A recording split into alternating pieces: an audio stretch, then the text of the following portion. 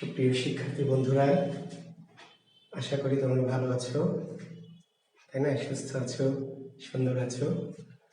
আমি জুয়েল কিবরিয়া স্যার বরাবরের মতোই তোমাদের সামনে আজকে হাজির হয়েছি যথাসময়ে জাকিরস বিসিএস স্পেশালের পক্ষ থেকে। দেশ এবং দেশের বাইরের সকল শিক্ষার্থী বন্ধুরা, তোমাদের সবাইকে শুভকামনা জানাচ্ছি, শুভেচ্ছা জানাচ্ছি। আশা করছি তোমরা সবাই ধীরে ধীরে আমার সাথে যুক্ত হয়ে পড়ছো।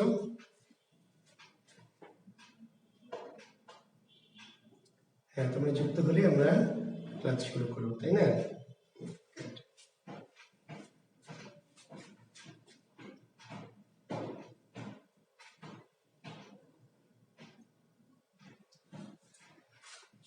শাফি আহমেদ, আসসালামু আলাইকুম স্যার। ওয়ালাইকুম আসসালাম।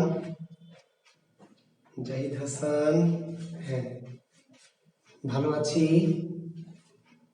সিরাজু মুনিরা, নীরা, হ্যাঁ নীরা ভালো আছি। ওয়ালাইকুম আসসালাম। হ্যাঁ, সবার পক্ষ থেকে আমি সালাম নিয়ে নিলাম।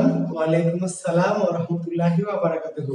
হ্যাঁ, আমি ভালো আছি, আমি সুস্থ আছি। আর এই যে আপনাদের সামনে দাঁড়ালাম, হ্যাঁ দাঁড়িয়ে আমারও খুব ভালো লাগছে। শিক্ষার্থীদের সামনে দাঁড়ালেই আমার মন ভালো হয়ে যায়। হ্যাঁ, তো ঠিক আছে। কামরুজ্জামান সরকার, আবু সাইদ, শাফি আহমেদ, সবাইকে শুভকামনা, শুভেচ্ছা। আচ্ছা, প্রত্যয় নিয়ে তোমাদের কোনো প্রশ্ন থাকলে একটু দ্রুত করবে। প্রত্যয় সংক্রান্ত কোনো বিষয় নিয়ে যদি তোমাদের কোনো জিজ্ঞাসা থাকে তাহলে একটু দ্রুত প্রশ্ন করবে। আমরা প্রথমে 5-10 মিনিট একটু, খুব বেশি সময় নিব না, কারণ খুব বেশি সময় আমরা দিতে পারবো না। তবে আমি গুরুত্বপূর্ণ কিছু প্রশ্ন যদি তোমাদের থাকে প্রত্যয় নিয়ে, প্রত্যয় সংক্রান্ত, তাহলে আমি সেগুলো উত্তর দেওয়ার চেষ্টা করব। যারা প্রশ্ন করতে চাও একটু দ্রুত প্রশ্ন করবে। সারোয়ার হোসেন রুবেল, আসসালামু আলাইকুম। প্রিয় স্যার, হ্যাঁ ভালো আছি। সারোয়ার, আবু তালেব, ভালো আছি। হ্যাঁ, প্রশ্ন করবেন। স্যার, র প্রত্যয় পড়ানো হয়নি। আচ্ছা, র প্রত্যয় পড়ানো হয়নি, যে পড়াই দিলাম। এই যে মধুর, মধু যোগ র, ঠিক আছে? মধুর কম গুরুত্বপূর্ণ, অতি লেস ইম্পর্টেন্ট প্রত্যয়। তো যেহেতু অতি লেস ইম্পর্টেন্ট, আমরা ওই জন্য যাইনি। হ্যাঁ, মধুর, মুখর, মুখর, তাহলে মুখ যোগ র, মধুর, মধু যোগ র। এই র প্রত্যয় এত লেস ইম্পর্টেন্ট যে যেটা নিয়ে আসলে আলোচনা করার প্রয়োজন মনে করিনি, ঠিক আছে? তারপরে যে দেখেন মধুর, মধু যোগ র, মুখর, মুখ যোগ র। তাহলে মধু, মুখ এগুলো যেহেতু নাম, তদ্ধিত প্রত্যয়। প্রাচ্য, একজন প্রশ্ন করেছেন প্রাচ্য, এর উত্তর হচ্ছে প্রাচী যোগ জ। প্রাচী যোগ জ, প্রাচ্য। রাজীব নাথ, প্রাচ্য, প্রাচী যোগ জ, এটি তদ্ধিত প্রত্যয়। জ কোনো কোনো বইয়ে অবশ্য কি করা আছে? স্নো। আসলে এটি হওয়ার কথা, কিন্তু ম্যাক্সিমাম বইয়ে জ দেওয়া আছে। তো জ দেওয়া যাবে, স্নো দেওয়া যাবে। তদ্ধিত, প্রাচী যোগ স্নো বা প্রাচী যোগ জ।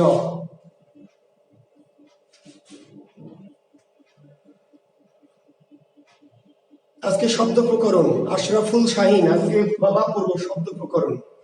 প্রত্যয় নিয়ে কোনো প্রশ্ন থাকলে করবেন।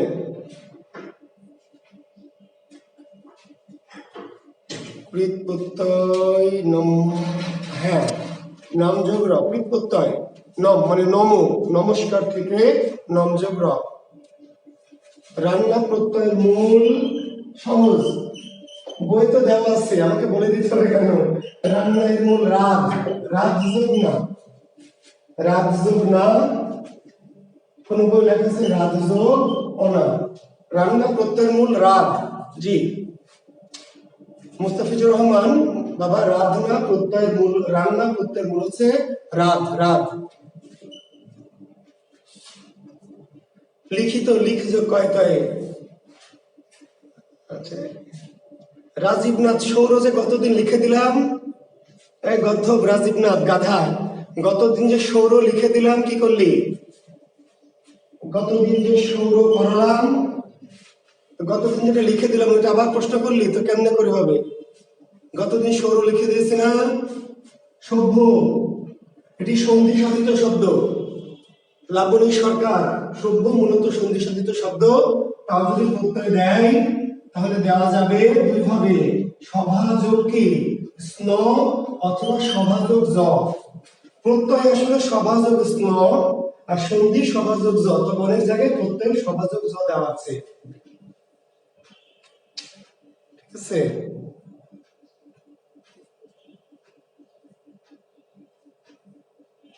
সত্যযোগবাদী, হ্যাঁ সত্যযোগবাদী হবে।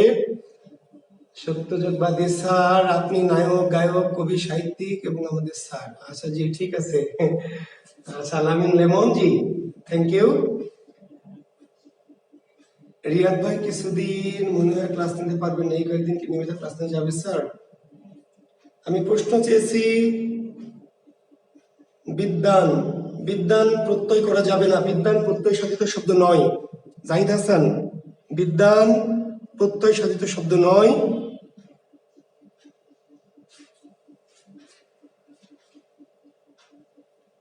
ভাবুক, ভাবযোগুক জি, কামরুজ্জামান সরকার, আপনার এত প্রশ্ন জি।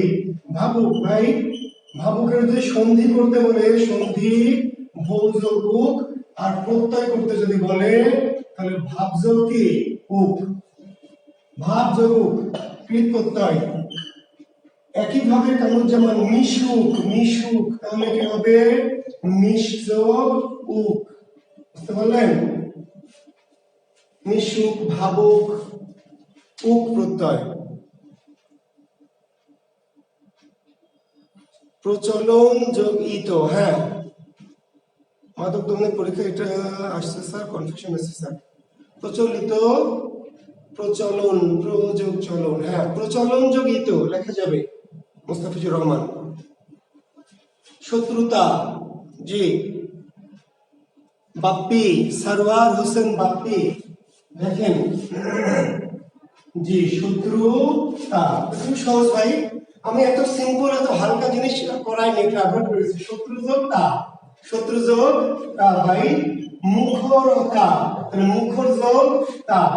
বন্ধুতা, বন্ধুতা তাহলে বন্ধু যোগ তা, তা থাকলে তা ভাই। আবার যদি বলা হয় বন্ধুত্ব, যদি বলা হয় গুরুত্ব, যদি বলা হয় ঘনত্ব, তাহলে তয়েব। শুধু আলাদা করে দিতে হবে, এখানে কিছু নাই। শত্রুতা, শত্রুযোগটা, মুখরতা, মুখরযোগটা, বন্ধুতা, বন্ধুযোগটা। বন্ধুত্ব, বন্ধুযোগ তয়বয়, গুরুত্ব, গুরুযোগ তয়বয়, ঘনত্ব, ঘনযোগ তয়বয়।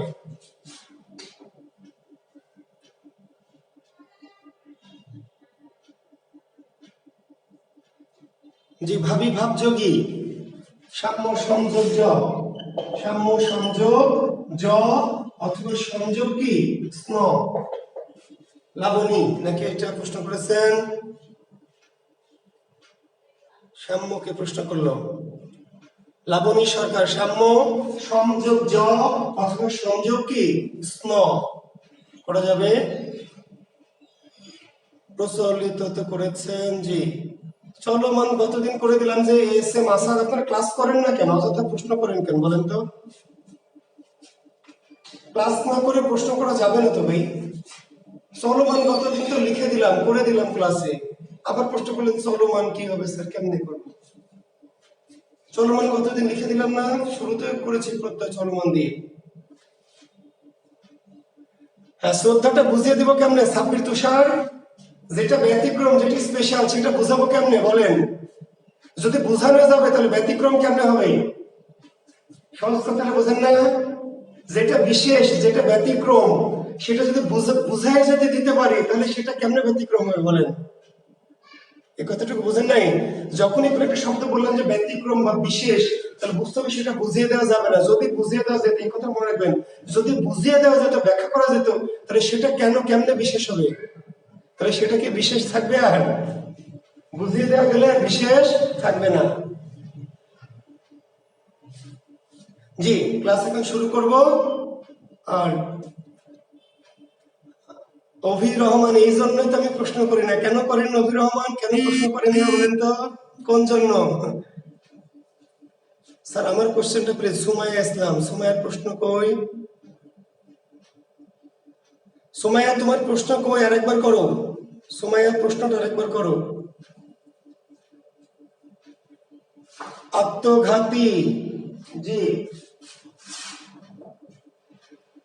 আত্মঘাতী, আত্ম যোগ হন যোগ কয়টা রস্বইকার। আত্মঘাতী প্রশ্ন করেছেন কে? জি, তমাল সরকার। তমাল সরকার ভাই, যে আত্মঘাতী আত্মযোগ হন যোগ কয়টা রস্বইকার।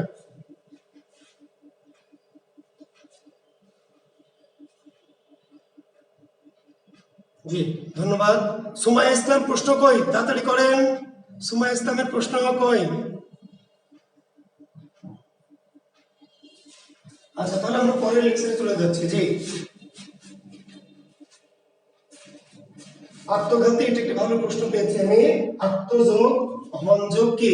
তি।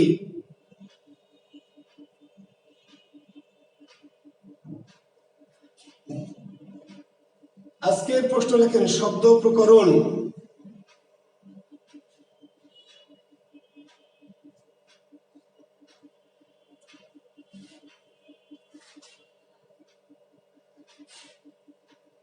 হ্যাঁ সুমাইয়া ইসলাম, ঘটক, ঘটযোগ অক, এটি বাংলা কৃত প্রত্যয়। আর গায়ক, গৈযোগ নক, এটি সংস্কৃত, একটা সংস্কৃত শব্দ, একটা বাংলা শব্দ। সুমাইয়া ইসলাম, ঘটক হচ্ছে ঘটযোগ অক, এটি হচ্ছে বাংলা শব্দ, এর জন্য অক। আর গায়ক, গৈযোগ নক, এটি সংস্কৃত শব্দ। যে শব্দটা সংস্কৃত সেখানে অক থাকলে নক হয়েছে, আর যে শব্দটা বাংলা সেটা অক অকি হয়েছে। যে শব্দ প্রকরণ লেখেন। আজকের ক্লাস হচ্ছে শব্দ প্রকরণ। শব্দ প্রকরণ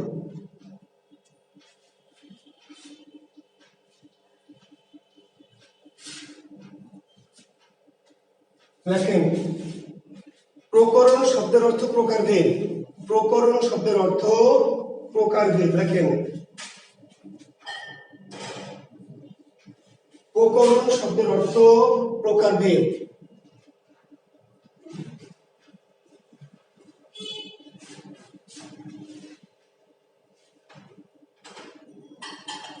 তাহলে শব্দ প্রকরণ ব্যাকরণের কোন অংশ আলোচিত হয়?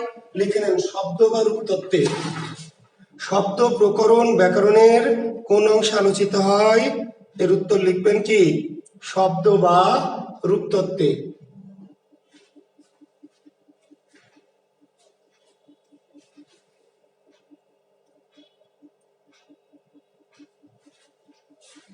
তাহলে আমরা আজকে যে টপিকটি পড়াবো সেই টপিকটির নাম হচ্ছে শব্দ প্রকরণ। তাহলে শব্দ প্রকরণ থেকে প্রথম প্রশ্ন বলেছি, প্রকরণ শব্দের অর্থ কি? প্রকরণ শব্দের অর্থ প্রকারভেদ। প্রকরণ শব্দের অর্থ প্রকারভেদ। তাহলে শব্দ প্রকরণ মানে কি?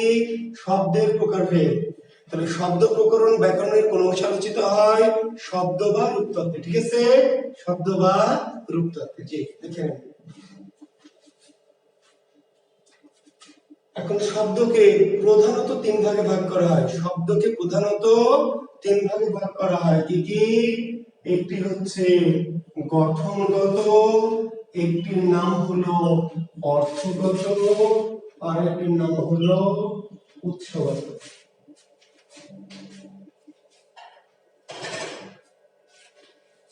শব্দকে প্রধানত তিন ভাগে, প্রধানত কিন্তু শব্দকে প্রধানত তিন ভাগে ভাগ করা হয়।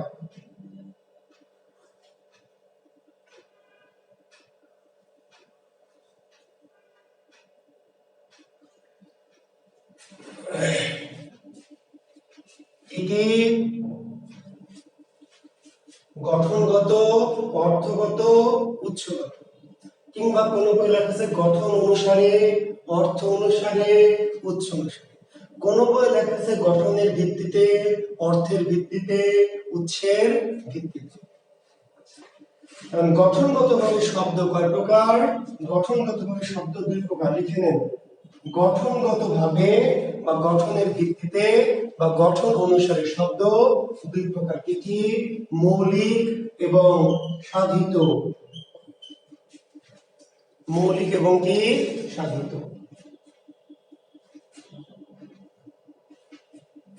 দেখেন, মৌলিক যে শব্দকে ভাঙা যায় না, বিশ্লেষণ করা যায় না, যে শব্দকে ভাঙা যায় না, বিশ্লেষণ করা যায় না,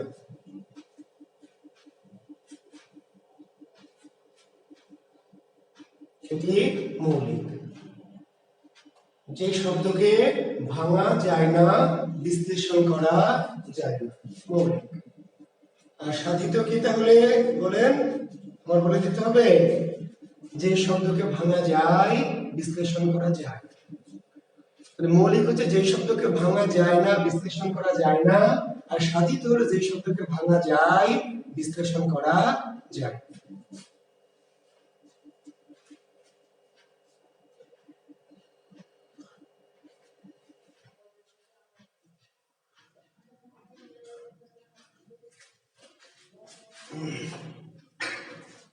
এখন সংজ্ঞা ফংজ্ঞা দিয়ে কি কাজ হবে? না, আমাদের সংজ্ঞা ফংজ্ঞা দিয়ে কাজ নয়। কাজ কি? কাজ হচ্ছে চিনতে হবে কোনটি মৌলিক শব্দ, কোনটি সাধিত শব্দ। ঠিক আছে? চিনতে হবে কোনটি মৌলিক, কোনটি সাধিত।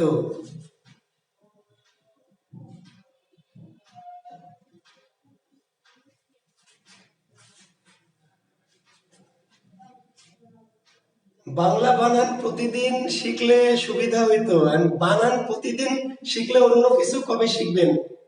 বানান শেখাবো, শব্দ প্রকরণের বাক্য প্রকরণটা করে বানানে যাব।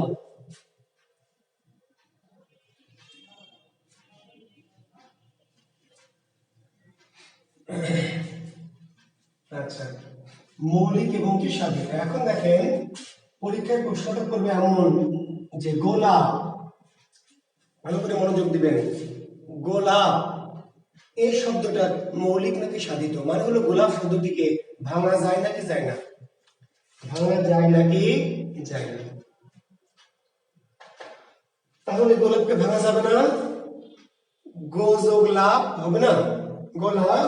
তাহলে আমরা ভাঙবো, কেমন করে ভাঙবো? গো যোগ লাভ, তাহলে ভাঙা গেল।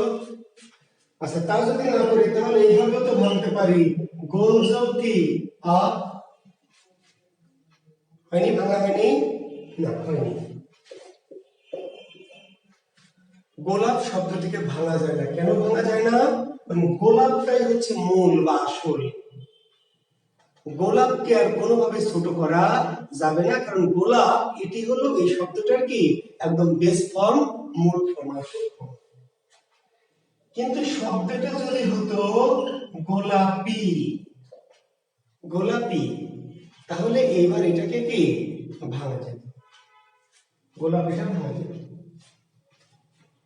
কেমন করে ভাঙা যেত? গোলাপ যোগ কি, বুঝতে পারলেন? দেখেন তো, ডাক্তার এই শব্দটাকে ভাঙা যাবে না, ডাক্তার শব্দটাকে ভাঙা যাবে না, ডাক যোগ তার, ডাক যোগ তার, হয়নি? ভাঙা হয়নি না। ডাক্তারকে এর চেয়ে আর ছোট করা যাবে না, কারণ ডাক্তারই সবচেয়ে কি ছোট, ডাক্তারই সবচেয়ে মূল বা মৌলিক বা বেসিক। ডাক্তারকে আর ভেঙে ছোট করা যাবে না, কারণ এটি এই শব্দটির মূল। কিন্তু ডাক্তারি যদি হতো ডাক্তারি, তার মূল শব্দ কি ডাক্তার, আর তার সাথে অতিরিক্ত কি রস্বই।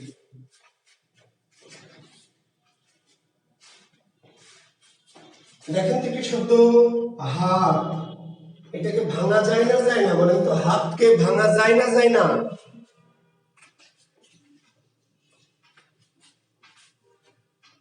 হাতকে ভাঙা যায় না যায় না? ভাঙা যাবে না?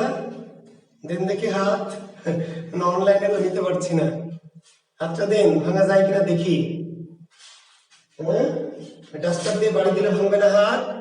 হাত শব্দটা ভাঙবে, হাত, হাতটা ভাঙবে, কিন্তু আমরা তো হাত ভাঙবো না, কি ভাঙবো? হাত শব্দ। হাত শব্দকে ভাঙা যাবে না। কেন হাত শব্দকে ভাঙা যাবে না? এই জন্য ভাঙা যাবে না যে জি বাড়ি দিলে যাবে, good। হাতকে ভাঙা যাবে, কিন্তু ভাই হাত শব্দটাকে কি ভাঙা যাবে? আমরা তো হাত ভাঙবো না, কি ভাঙবো? হাত শব্দটাকে ভাঙবো। তো যতই বাড়ি দেন হাতকে আর ভাঙা যাবে না। নাকি ভাঙবেন? হজগাই নাকি হাজব ভাঙবেন না, ভাঙা যাবে। কারণ কেন ভাঙা যাবে না ভাই? এই হাত এটি কি মূল বা মৌলিক বা বেস। হাত তো বাড়ি দিলে ভাঙবে শাফি আহমেদ, হাত শব্দকে বাড়ি দিলে কি ভাঙবে? হাত শব্দকে বাড়ি দিলে ভাঙবে না। আমরা তো হাত ভাঙবো না, কি ভাঙবো? শব্দ। কিন্তু শব্দটি যদি হতো হাতা, হাতা, হাতা, এবার কি হতো? হাতা যদি হতো তাহলে কি মূল হলো হাত প্লাস তার সাথে কি হাত। শব্দটি যদি কি হতো হাতল, হাতল, তাহলে হাত যোগ কি ল। যদি শব্দটি হতো হাতুড়ে, হাতুড়ে, তাহলে ভাঙা যেত কেমন করে? হাত যোগ কি উড়ে বা উড়িয়া। বুঝতে পারছেন? তার মানে হাতটাই হলো মূল বা আসল। হাত, এই হাতের সাথে আকার যুক্ত করলে হাতা, ল যুক্ত করলে হাতল, উড়ে যোগ করলে কি হাতুড়ে। তার হাতটা হলো মৌলিক বা মূল, আর তার সাথে যখন আপনি নানান কিছু যুক্ত করবেন তখন সেটা হয়ে যাবে কি সাধিত। বুঝতে পেরেছেন? তাহলে জল, এখন জল এটাকে আপনি ভাঙতে পারবেন? জলকে, হাতকে তো বাড়ি দিয়ে ভাঙলেন, জলকে বাড়ি দিয়ে ভাঙা যাবে? জলকে বাড়ি দিয়ে ভাঙা যাবে না, জল শব্দটিকেও ভাঙা যাবে না, কারণ জলটাই কি মূল বা মৌলিক বা আসল। কিন্তু জলা, জলা, জলা, তাহলে কি হবে? এই যে জল যোগ কি ধরেন জলে, তাহলে কি হবে? জল যোগ এ। যখন শব্দটি হবে জলীয়, তাহলে কি হবে? জল যোগ কি ইউ। তাহলে এইগুলোকে ভাঙা গেল কেন? কারণ এই জলের সাথে আরো অনেক কিছু কি যুক্ত ছিল। যেটি মূল, যেটি আসল, যেটি বেস ফর্ম সেটি হলো মৌলিক, আর ওর সাথে যখন কোনো কিছু যুক্ত অবস্থায় থাকবে তখন মূলটুকুকে আলাদা করে বাড়তিটুকুকে কি আলাদা করতে পারা যাবে, তখন সেটা হয়ে যাবে সাধিত। তাহলে যে শব্দটি ওটি হলো আসল, ওটি মূল, যাকে আর ছোট করা যাবে না, সেটি হলো মৌলিক শব্দ।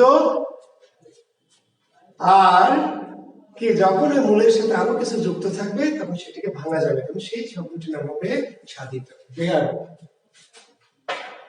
তাই না? তাহলে গায়ক, দেখেন তো গায়ক শব্দটিকে ভাঙা যায় না, যায় না? তাহলে গায়ককে ভাঙা যায়, তাই না? নজোগ কি অক। নাবিককে ভাঙা যায়, নজোগ ই। বুঝতে পারলেন? ভাঙা যায়। তাহলে যে শব্দকে কোনো না কোনো ভাবে কি ভাঙা যায়, কোনো না কোনো ভাবে ভাঙা যায়। মাস্টার, তাহলে ভাঙা যাবে না মাস যোগ টার। মাস্টারকে ভাঙা যাবে না মাস যোগ টার, না মাস্টারকে ভাঙা যাবে না, কারণ মাস্টারটাই কি মূল বা বেস ফর্ম, মূল বা বেস ফর্ম। কিন্তু মাস্টারই, তাহলে মূল বা বেস হলো মাস্টার, তার সাথে অতিরিক্ত কি ই যুক্ত আছে, তাহলে ভাঙা গেল। মাস্টারের, তাহলে মাস্টার যোগ এর। মাস্টার কে, তাহলে বুঝতে পারলেন? তার মানে যখন আমরা কোন শব্দের আসল ফর্মটা, অরিজিনাল ফর্মটা থাকবে সেটি হচ্ছে মৌলিক, আর ওর সাথে যখন অতিরিক্ত কিছু যুক্ত থাকবে তখন সেটি হচ্ছে সাধিত। জি। আর একটু সিম্পলি যদি বলি, সিম্পলি একটু কথা একটু যদি বোঝাতে চাই, যে শব্দকে আমরা সন্ধি করেছি, প্রত্যয় করেছি, ভেঙেছি কোনো না কোনো ভাবে, আপনাদের সন্ধি শিখেছি, প্রত্যয় শিখেছি, যত সন্ধি সাধিত শব্দ সেগুলো কি সাধিত, যত প্রত্যয় সাধিত শব্দ সেগুলো সব সাধিত। বিদ্যালয়, তাহলে বিদ্যাযোগ আলয়, হিমালয় হিমযোগ আলয়, রবীন্দ্র রবিযোগ ইন্দ্র। তাহলে রবীন্দ্র ভাঙা গেল, কেন ভাঙা গেল? কারণ রবি যোগ কি ইন্দ্র। শুধু যদি বলে রবি, রবি, রবি কি রবিকে ভাঙা যাবে? রব যোগ বি বা রব যোগ ই না, রবি তো মূল, রবিটাই কি আসল বা মূল, রবির সাথে ইন্দ্র যোগ করে কি রবীন্দ্র। তাই না?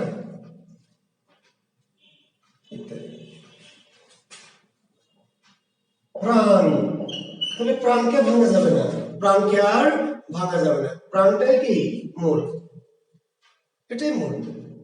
কিন্তু যদি আমরা বলি প্রাণী, প্রাণী, তাহলে এই যে প্রাণ যোগ কি ই, বা প্রাণযোগীন বা প্রাণযোগী, প্রাণীজ, তাই না? প্রাণীজ, তাহলে প্রাণীযোগ জ, তাহলে প্রাণীটা হলো মূল, আসল বা বেস ফর্ম, আর এর সাথে যখন আমরা কোনো কিছু যুক্ত করে দিই তখন তার নাম হয়ে যায় স্বাধীন। Thank you. তাহলে মোট কথা যে শব্দটি ওটি মূল, ওটি আসল, ওটি বেস ফর্ম, ওর সে আর ক্ষুদ্রতম অংশ করা যায় না, ওটি আসল শব্দ, সেটি হলো মৌলিক শব্দ। আর ওর সাথে যখন নানা কিছু যুক্ত করে একটি বড় শব্দ তৈরি করি সেটি হয়ে যায় কি স্বাধীন। অর্থগতভাবে শব্দ তিন প্রকার। দেখেন, অর্থগতভাবে বা অর্থানুসারে বা অর্থের ভিত্তিতে। হ্যাঁ ভাই, হাসান ইসলাম, গাধা হাসান নায়ককে ভেঙেছি না ভাঙি নাই রে গাধা? গায়ককে ভেঙেছি না ভাঙি নাই গাধা? সন্ধি করার সময় গায়ককে ভাঙি নাই, নায়ককে ভাঙি নাই, তাহলে সাধিত হবে কিনা প্রশ্ন করছিস কেন বল? গায়ক নায়ক এগুলোকে আমরা সন্ধিতে ভেঙেছি না, তাহলে সাধিত না মৌলিক, এই প্রশ্ন কেমনে অ্যারেঞ্জ হবে? যেহেতু সন্ধি প্রত্যয় জন্য তো আগে করেছি, আগে তো শব্দ প্রকরণ করতাম, কেন আগে সন্ধি করেছি, কেন প্রত্যয় করেছি? তাহলে আমি প্রত্যয় যত শব্দ লিখেছি, সন্ধিতে যত শব্দ লিখেছি সবগুলোকে তো ভেঙেছি, তার মানে সেগুলো সবই কি সাধিত। অর্থগতভাবে শব্দ তিন প্রকার। অর্থগতভাবে বা অর্থের ভিত্তিতে।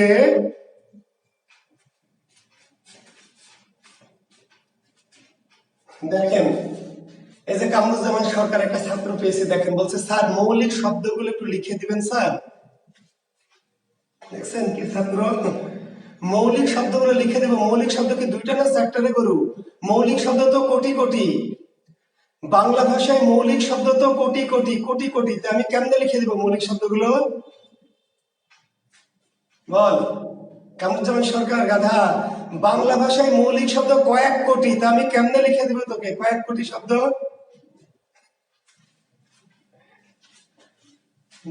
মৌলিক শব্দ কি দুই চারটা পাঁচ দশটা? আর যদি দুই চারটা লিখে নিতে চাও তাহলে তো 9 10 বইয়ে বা অন্যান্য বই লেখা আছে, গোলাপ, হ্যাঁ তাই না? তারপরে এরকম করে দেওয়া আছে না? বোকার মতো প্রশ্ন করছে, বোকার মতো। আমি যে কয়েকটা লিখে দেবো, তো কয়েকটা কি তোমার কোনো না কোনো বই তো আছে, 9 10 বই দেওয়া আছে। তোমার যদি প্রফেসর সোরাকল থাকে বা ইত্যাদি ইত্যাদি থাকে সেগুলোতে লেখা আছে। আমি কয়েকটা কেন কয়েকটা লিখে দিলাম, আমি যে কয়েকটা লিখে দিলাম, তোমরা তো গাধার মতো এই যে গোলাপ লিখে দিলাম, যে গোলাপ লিখে নে গোলাপ, তারপর লিখে নে জল, তারপর লিখে নে হাত, তারপর লিখে নে সাপ, তারপর লিখে নে জুয়েল। জুয়েলকে ভাঙা যাবে না, জুয়েলকে আবার ভাঙিস না কামরুজ্জামান সরকার, জুজোগেল। হ্যাঁ,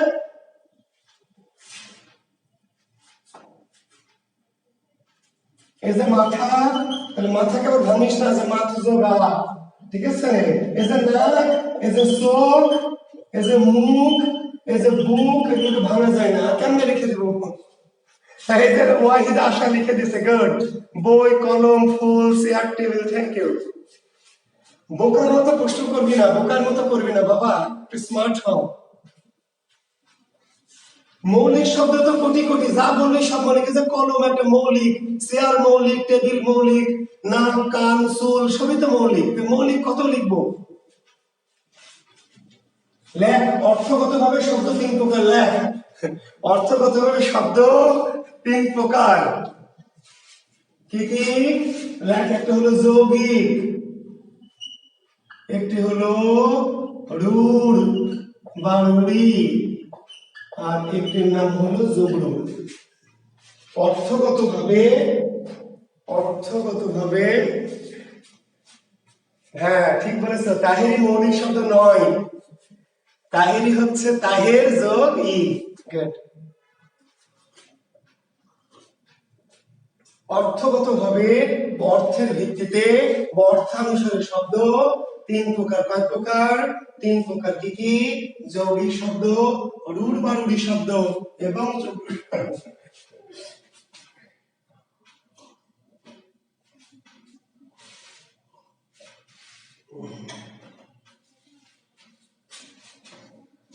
আমি একটা জিনিস বলেছি, যা লাগবে, যা প্রয়োজন মনে হবে আমার, যা কিছু আপনার প্রয়োজন হবে আপনি কষ্ট করে জানতে হবে, যেটা লিখে দেওয়ার মতো, যেটা বলার মতো, যেটা আপনার প্রয়োজন আপনার চাইতে হবে না, আমি অটো দিয়ে দিব, ঠিক আছে?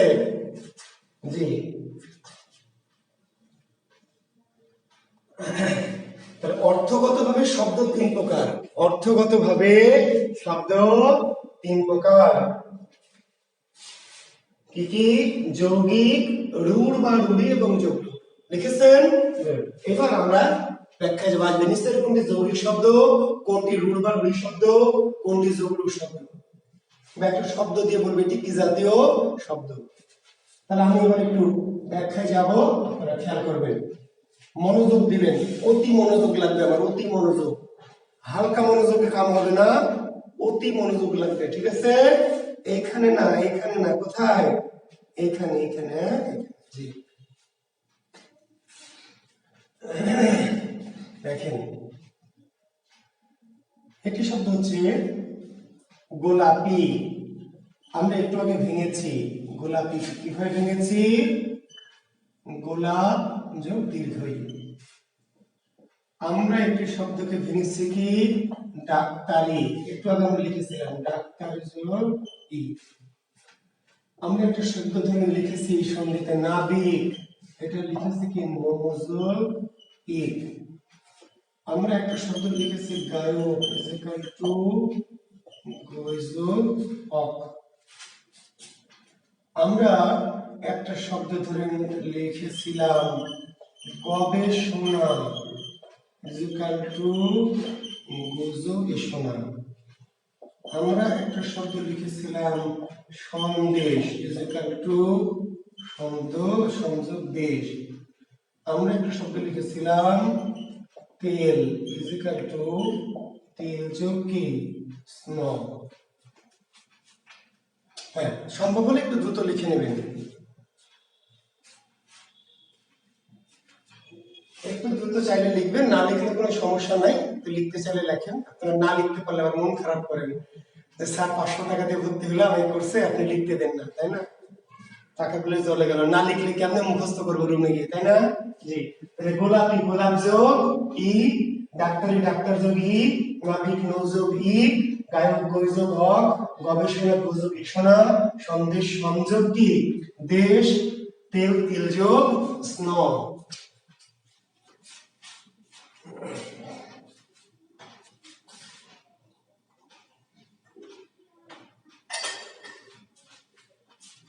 আচ্ছা, আমরা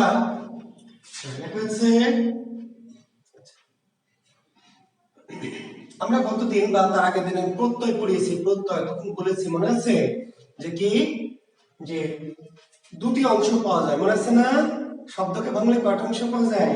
দুটি অংশ। তার সামনের অংশের নাম কি? মূল বা প্রকৃতি, মনে আছে না? ভুলে গেছেন? যখন কোনো শব্দকে আমরা ভাঙি, তার প্রথমে যে অংশটা পাওয়া যায় এর নাম মূল বা কি? প্রকৃতি, মূল বা প্রকৃতি। আর পিছনে যে অংশটুকু পাওয়া যায় তার নাম কি? প্রত্যয় বা কি? শব্দাংশ।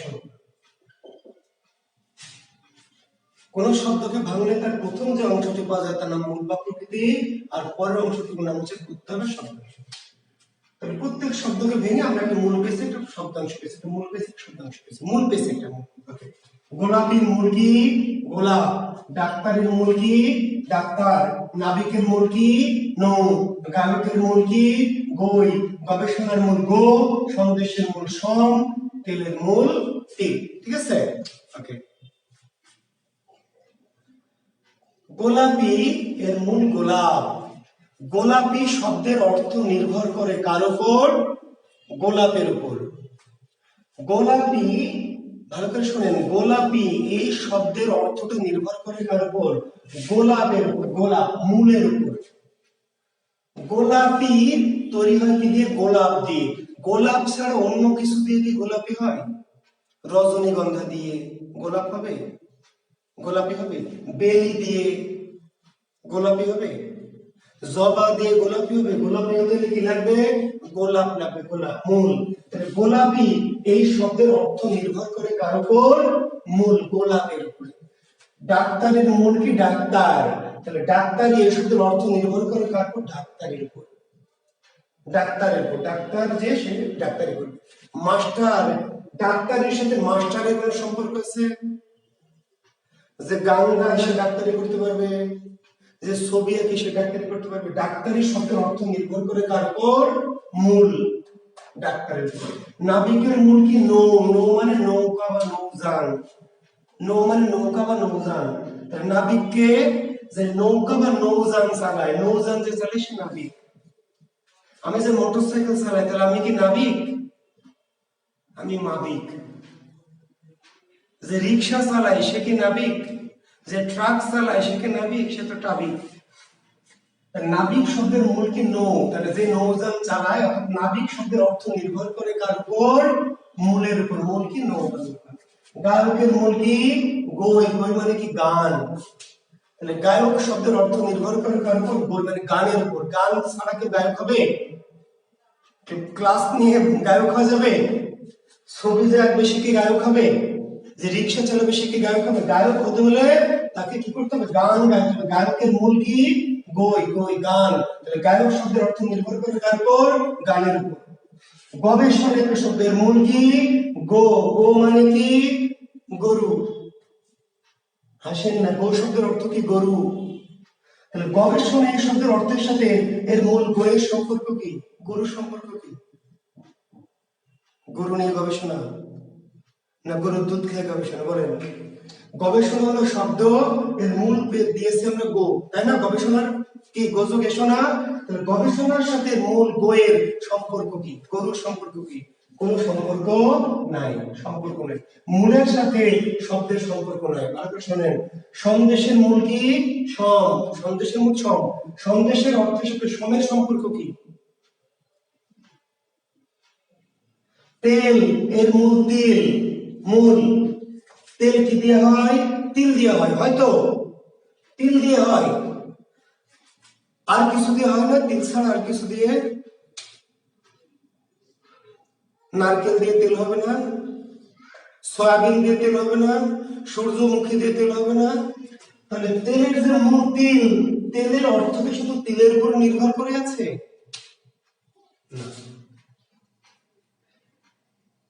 শব্দকে ভাঙলে একটা মূল পাওয়া যাবে। মূল কিন্তু একটাই পাওয়া যাবে, কিন্তু কিছু শব্দ তার মূলের উপর পুরোপুরি নির্ভর, মূলের অর্থের সাথে পুরোপুরি কি নির্ভর। আর কিছু শব্দ আছে যারা মূলের উপর পুরোপুরি নির্ভরশীল নয়। ভালো করে শোনেন কথাটি। শব্দকে ভাঙলে একটা মূল পাবো, একটাই মূল পাবো।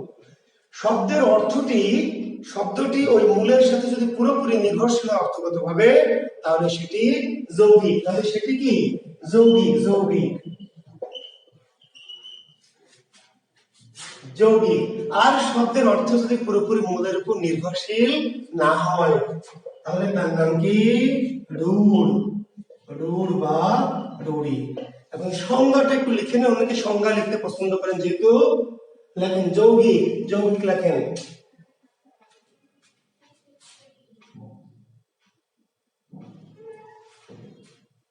জি লেখেন যৌগিক। যে শব্দ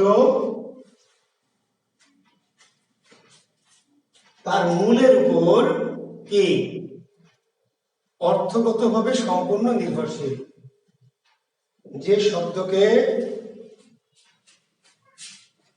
শব্দ অর্থগতভাবে তার মূলের উপর সম্পূর্ণ নির্ভরশীল। যে শব্দ অর্থগতভাবে তার মূলের উপর সম্পূর্ণ নির্ভরশীল তার নাম যৌগিক।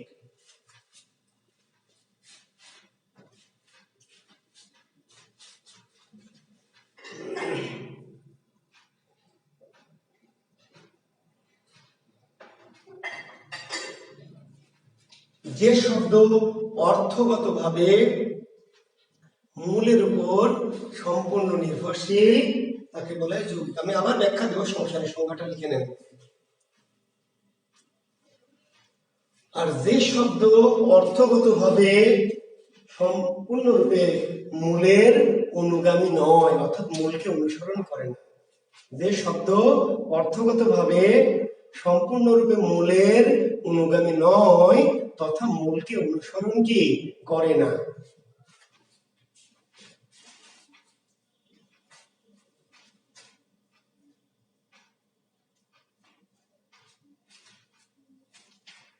তাকে বলা হয় রূঢ় বা রূঢ়ি।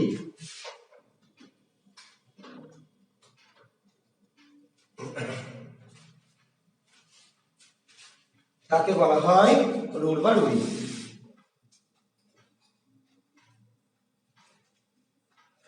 লিখেছেন?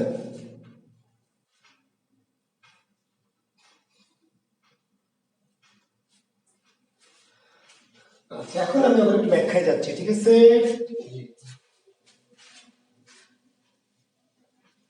যে শব্দ অর্থগত ভাবে তার মূলের উপর সম্পূর্ণ নির্ভরশীল বা সম্পূর্ণ অনুসারী সেটা যৌগিক, আর যে শব্দ অর্থগত ভাবে তার মূলের উপর সম্পূর্ণ অনুসারী নয়, অনুগামী নয়, সেটা হলো রূঢ়। এখন এইভাবে যারা বোঝেনি বা বুঝতে এখনো যাদের একটু কষ্ট হচ্ছে, যাদের এখনো মনে হচ্ছে স্যার আমি পুরোটা বুঝলাম না, একটা এলোমেলো থেকে গেল, তাদের জন্য একটা মেথড এবার যাবো, একটু লক্ষ্য করেন।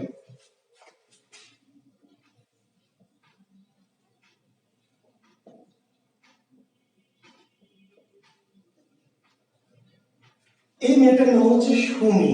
এই মেয়েটার নাম কি? সুমি।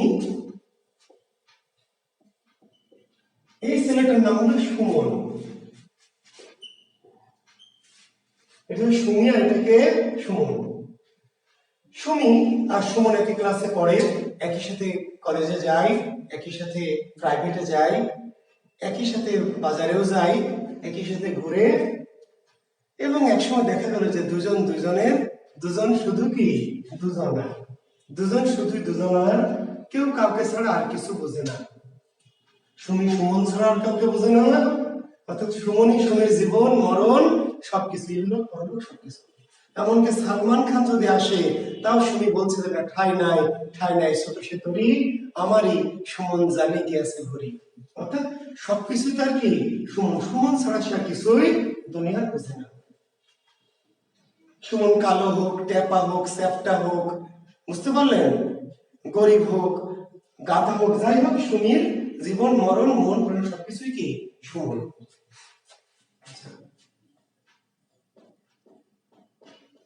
এই মেয়েটি হচ্ছে রুমি। এই মেয়েটিকে রুমি ঘুরে কার সাথে? রুমনের সাথে। এটা হলো রুমন। রুমি ঘুরে রুমনের সাথে একই সাথে পড়ে, ঠিক আছে, ক্লাসে যাই, কোচিং এ যাই।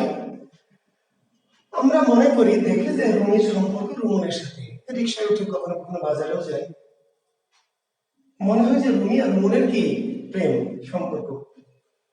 সারাদিন ঘুরে টুরে সন্ধ্যাবেলায় রুমি কি করে? রুমির এক পাড়াতো ভাই মেডিকেলে পড়ে। এবার পাড়াতো ভাইকে ফোন দেয় যে ভাইয়া তোমার সাথে একটু কফি খাবো। এবার রুমি পাড়াতো ভাই আকাশের সাথে কি করে? রিক্সায় উঠে ওই দূরের একটা কফি শপে যায়, গিয়ে ওখানে বসে কি কফিটা খেয়ে সন্ধ্যায় আবার একটু রাত হলে রিক্সায় হুড় তুলে দিয়ে কি আবার ঘনিষ্ঠ হবে রুমি। বুঝতে পারলেন? আবার কোনো দিন তার এক ফুফাতো ভাই ইঞ্জিনিয়ারিং পড়ে রুয়েটে, এই ভাইকে ডেকে নেয়, নিয়ে রাতে ডিনারে যায় যে ভাইয়া তোমার সাথে ডিনার করবো।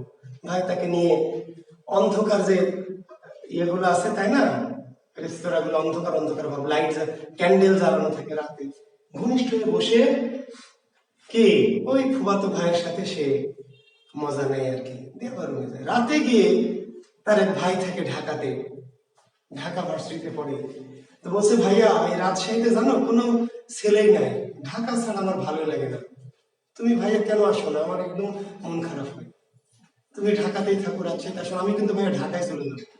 এই ফেসবুকে তার এই চ্যাটিং চলবে। গভীর রাতে তার ওই হাই স্কুলের এক বন্ধু আমেরিকায় থাকে, এবার ওকে হোয়াটসঅ্যাপে বলছে যে দোস্ত তুমি আমেরিকায় চলে গেছো যেদিন, সেদিন থেকে আমার বুকটা ফাঁকা হয়ে গেছে, বাংলাদেশে একটু ছেলে মেয়ে আমার ভালো লাগে, আমি কিন্তু আমেরিকা চলে যাবো, আই এম গোয়িং টু কি আমেরিকা, তুমি তাড়াতাড়ি ভিসা পাঠাও, আমার এই দেশে আর থাকতে একদম কি ইচ্ছা করে না, কাউকে দেখলে ভালো লাগে না। এই রুমি মেয়েটা কেমন মেয়ে বলেন তো? রুমি কেমন মেয়ে? ভালো মেয়ে না? আধুনিক মেয়ে, ডিজিটাল মেয়ে, এটাকে আমরা বলি রুড মেয়ে। রুড মানে খারাপ, রুমি মেয়েটা কি খারাপ, রুড। সুমনের সাথেও ঘুরে, আবার ওই আকাশের সাথেও ঘুরে, আবার চান্স পেলে কুদ্দুসের সাথেও ঘুরে, আবার মাঝে মাঝে সুযোগ পেলে জুয়েলের সাথেও কি ঘোরার ঝুঁকি নেয়। খালাতো ভাই তো আছে, মামাতো ভাই তাও আছে, কাউকে কি না করে না। তাহলে এই মেয়েটা কেমন মেয়ে? রুড় মেয়ে, রুড় রুড়। আর সুমি মেয়েটা যেই আসুক না কেন অন্য কাউকে সে বোঝে না, শুধু বোঝে কাকে? সুমনকে। এই মেয়েটা হলো যৌগিক। কি? যৌগিক। বুঝতে পারলেন? এই যে তামিমা না জেমিমা, হ্যাঁ তামিমা নাম শুনেছেন তো নাকি? জি আছে। আগে আরো 2-3 উইকেট আছে, ওইগুলো বাদ দিয়ে আবার কি এই যে আরেক উইকেট ধরেছে। কয়েকদিন পরে এই উইকেট ছেড়ে কি আরেক উইকেট ধরবে, তারপরে আবার আরেক উইকেট ধরবে। বুঝেন নাই? তাহলে রুড় মেয়ে, রুড় রুড়। আর কিছু মেয়ে আছে যারা একজন ছাড়া অন্য কাউকে আর কি চায় না, কোনোভাবে সে যেই হোক না কেন, মন্ত্রীর বেটা হোক আর নিজেই মন্ত্রী হোক, তার কোনো কি বেরো নাই। তাহলে এখন আমরা শব্দগতভাবে কিভাবে এটা বুঝবো? আমি আরো একটি শব্দ দিয়ে বোঝাই। যেমন ধরে শব্দটি আমরা বললাম কি মাস্টারি, তাহলে মাস্টারির মূল কি? মাস্টার কি? তাহলে এই শব্দটাকে আমরা ভেঙেছি, ভেঙে মূল পেয়েছি মাস্টার। তাহলে মাস্টারি শব্দের অর্থ নির্ভর করে কার উপর? মাস্টারের উপর।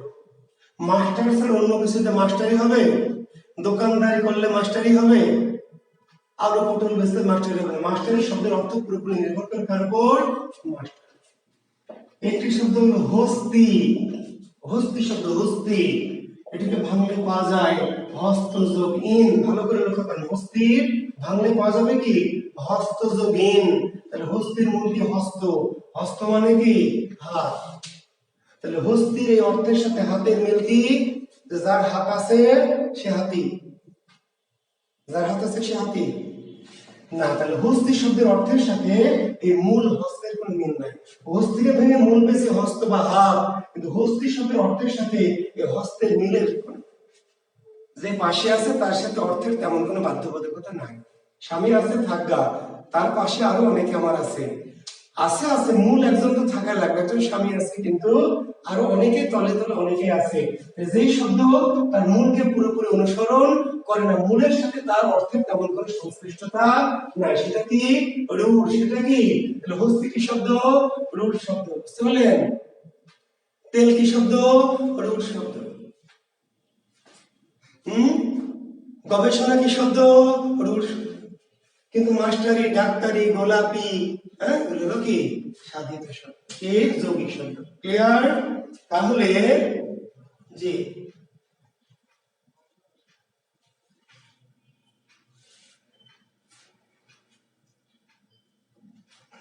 জি তাহলে আমার মনে হয় যে আমি আপনাদেরকে বোঝাতে সক্ষম হয়েছি যে অর্থাৎ কোনো শব্দকে যদি আমরা ভাঙতে পারি, যদি না ভাঙতে পারি তাহলে তো কাহিনী ওখানে শেষ। মৌলিক ভালো করে শোনেন কথাটি, কোন শব্দকে যদি ভাঙা না যায় তো না গেলে তো মৌলিক, কাহিনী ওর শেষ, ভাঙা গেল না মৌলিক। যদি ভাঙা যায়, যদি ভাঙা যায় তাহলে সাধিত, ভাঙা গেলে কি সাধিত। কিন্তু ভাঙা গেলে আবার এর মধ্যে দুই রকম ঘটতে পারে, যৌগিক হতে পারে, রূঢ় হতে পারে। তাহলে ভাঙা গেলে দেখতে হবে যে যে শব্দ ভাঙা যায় তার মূলটা এই শব্দের অর্থের সাথে পুরোপুরি সম্পর্কিত নাকি এই শব্দের অর্থের সাথে মূলের তেমন কোনো। যদি শব্দটি তার মূলের সাথে পুরোপুরি নির্ভরশীল হয় তাহলে যৌগিক, আর যদি পুরোপুরি নির্ভরশীল না হয় তাহলে রূঢ় বা রূঢ়। এখন একটি শব্দ হলো পঙ্কজ। শব্দটা কি? পঙ্কজ। তাহলে পঙ্কজকে ভাঙবো কেমন করে? পঙ্কজ কি অস, তাই না? পঙ্কজ অস ভাঙবো, ভাঙা যাবে? ভাঙা যাবে, কিন্তু এইভাবে ভাঙা যাবে না। পঙ্কজ ভাঙা যাবে এইভাবে, কেমনে ভাঙতে হবে? পঙ্কজকে ভাঙতে হবে এইভাবে, পঙ্কের জন্মে যা। এর নাম হলো যোগ।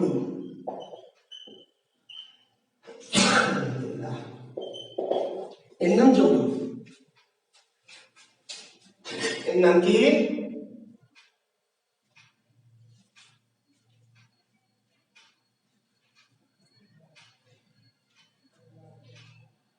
সবসময় নেট থাকবে কেন? তুমি অন্য সময় দেখবে, আমাদের এই ইয়ে তো ভিডিও দেওয়া থাকে, পরিতোষ হয়, আমাদের এটা তো ভিডিও আকারে দেওয়া থাকে, আপনি যখন সুবিধা পাবেন তখন দেখবেন।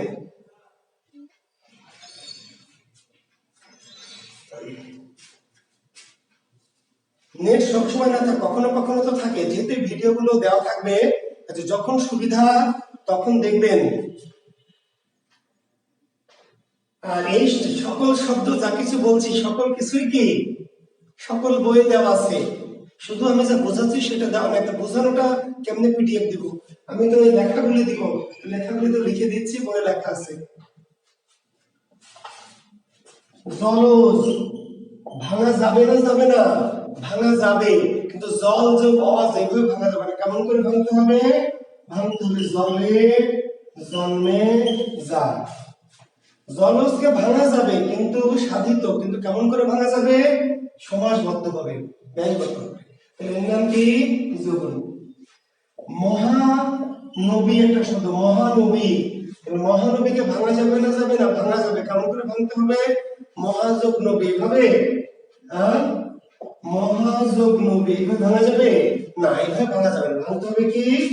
ভাঙতে হবে এইভাবে, মহানবী, মহান যে নবী।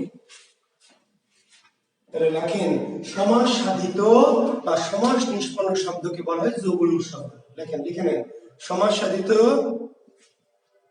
সমাস সাধিত বা সমাস নিষ্পন্ন শব্দকে বলা হয় যোগলুর শব্দ।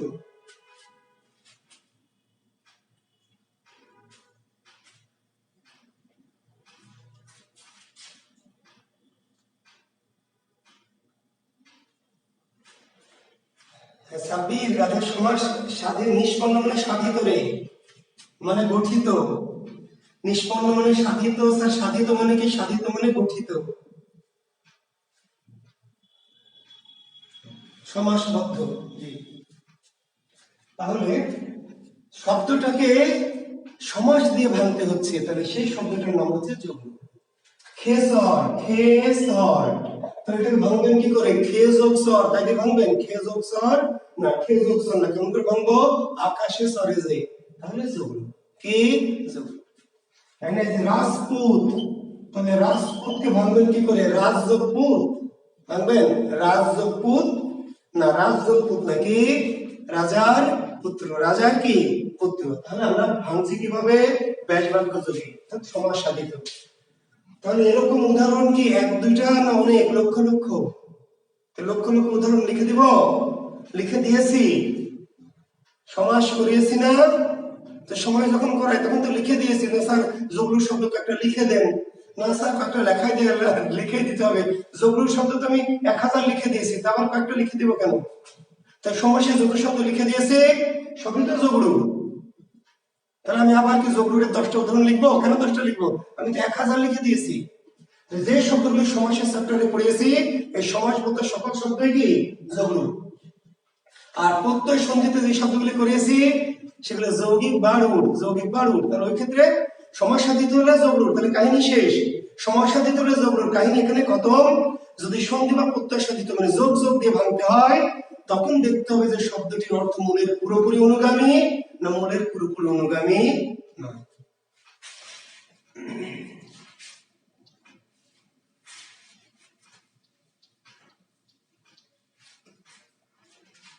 এবার দেখেন উৎস, উৎস বা উৎপত্তি বা উৎপত্তি অনুসারে শব্দ 5 প্রকার।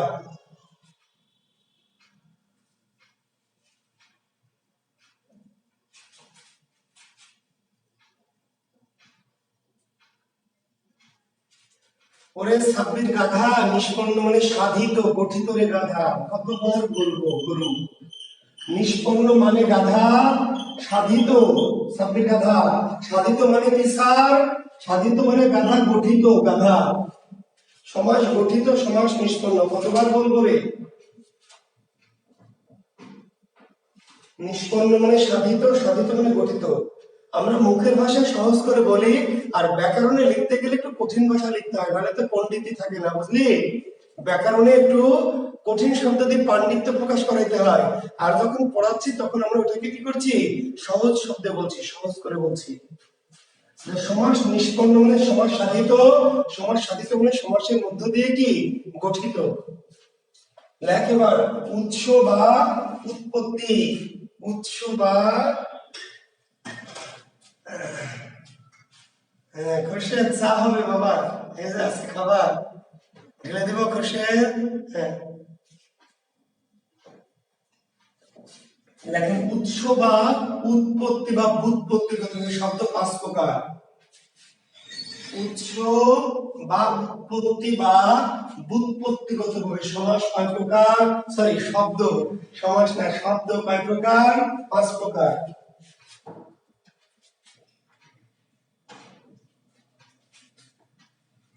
কেউ দিবে উৎস অনুসারে কয় প্রকার, কেউ দিবে আবার উৎপত্তি অনুসারে।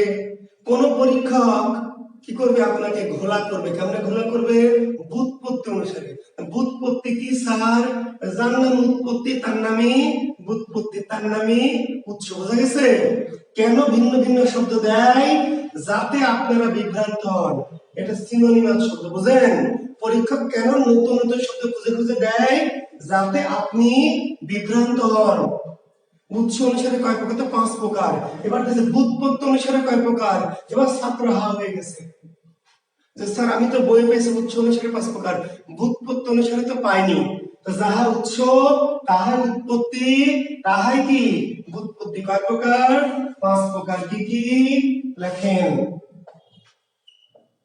তৎসম, অর্ধতৎসম, তদ্ভব, দেশি, বিদেশি।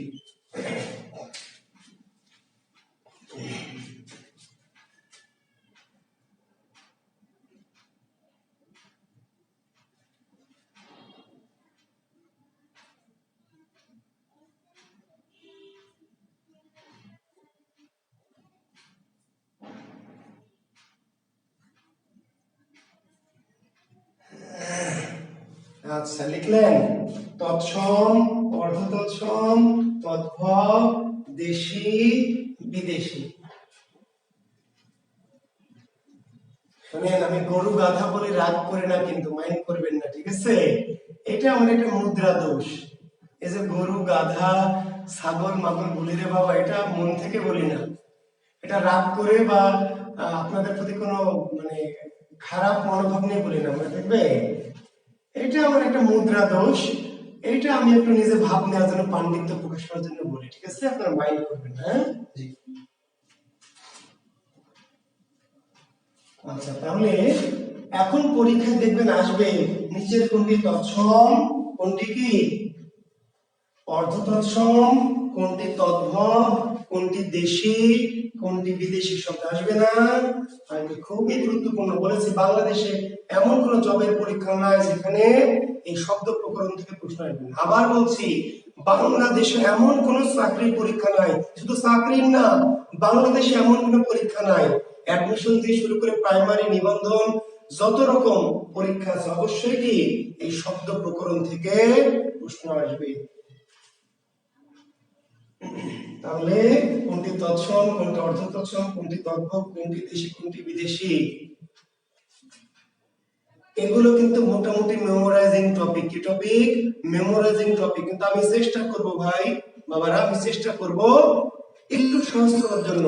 টপিকটা কিন্তু মেমোরাইজিং, কিন্তু আমি আমার অভিজ্ঞতা, আমার কৌশল, এগুলো দিয়ে চেষ্টা করব যাতে মেমোরাইজিং হলেও আপনাদের জন্য একটু কি হয়, একটু সহজবোধ্য হয়, একটু সরল হয়, ঠিক আছে? চেষ্টা করে দেখি আমি, হ্যাঁ? পারি কিনা।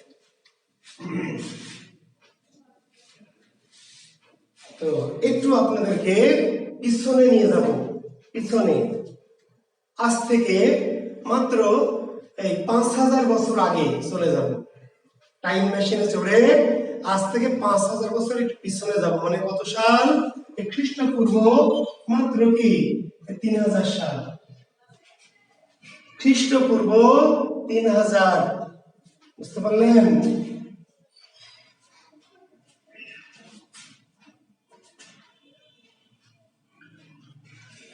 এইটা হলো একটা ভারতবর্ষ, ভালো করে শুনবেন। এটি কি? এটি খ্রিস্টপূর্ব কি ভারত। আজকের ভারত নয়, কোন দিনের ভারত? খ্রিস্টপূর্ব 3000। 3000 বিসি বিফোর খ্রাইস্টের এটি কি ভারত, সমগ্র ভারতীয় উপমহাদেশ, ইন্ডিয়ান সাবকন্টিনেন্ট। ভালো করে শুনবেন, বলেছে আবার এইখানে না, কোথায়,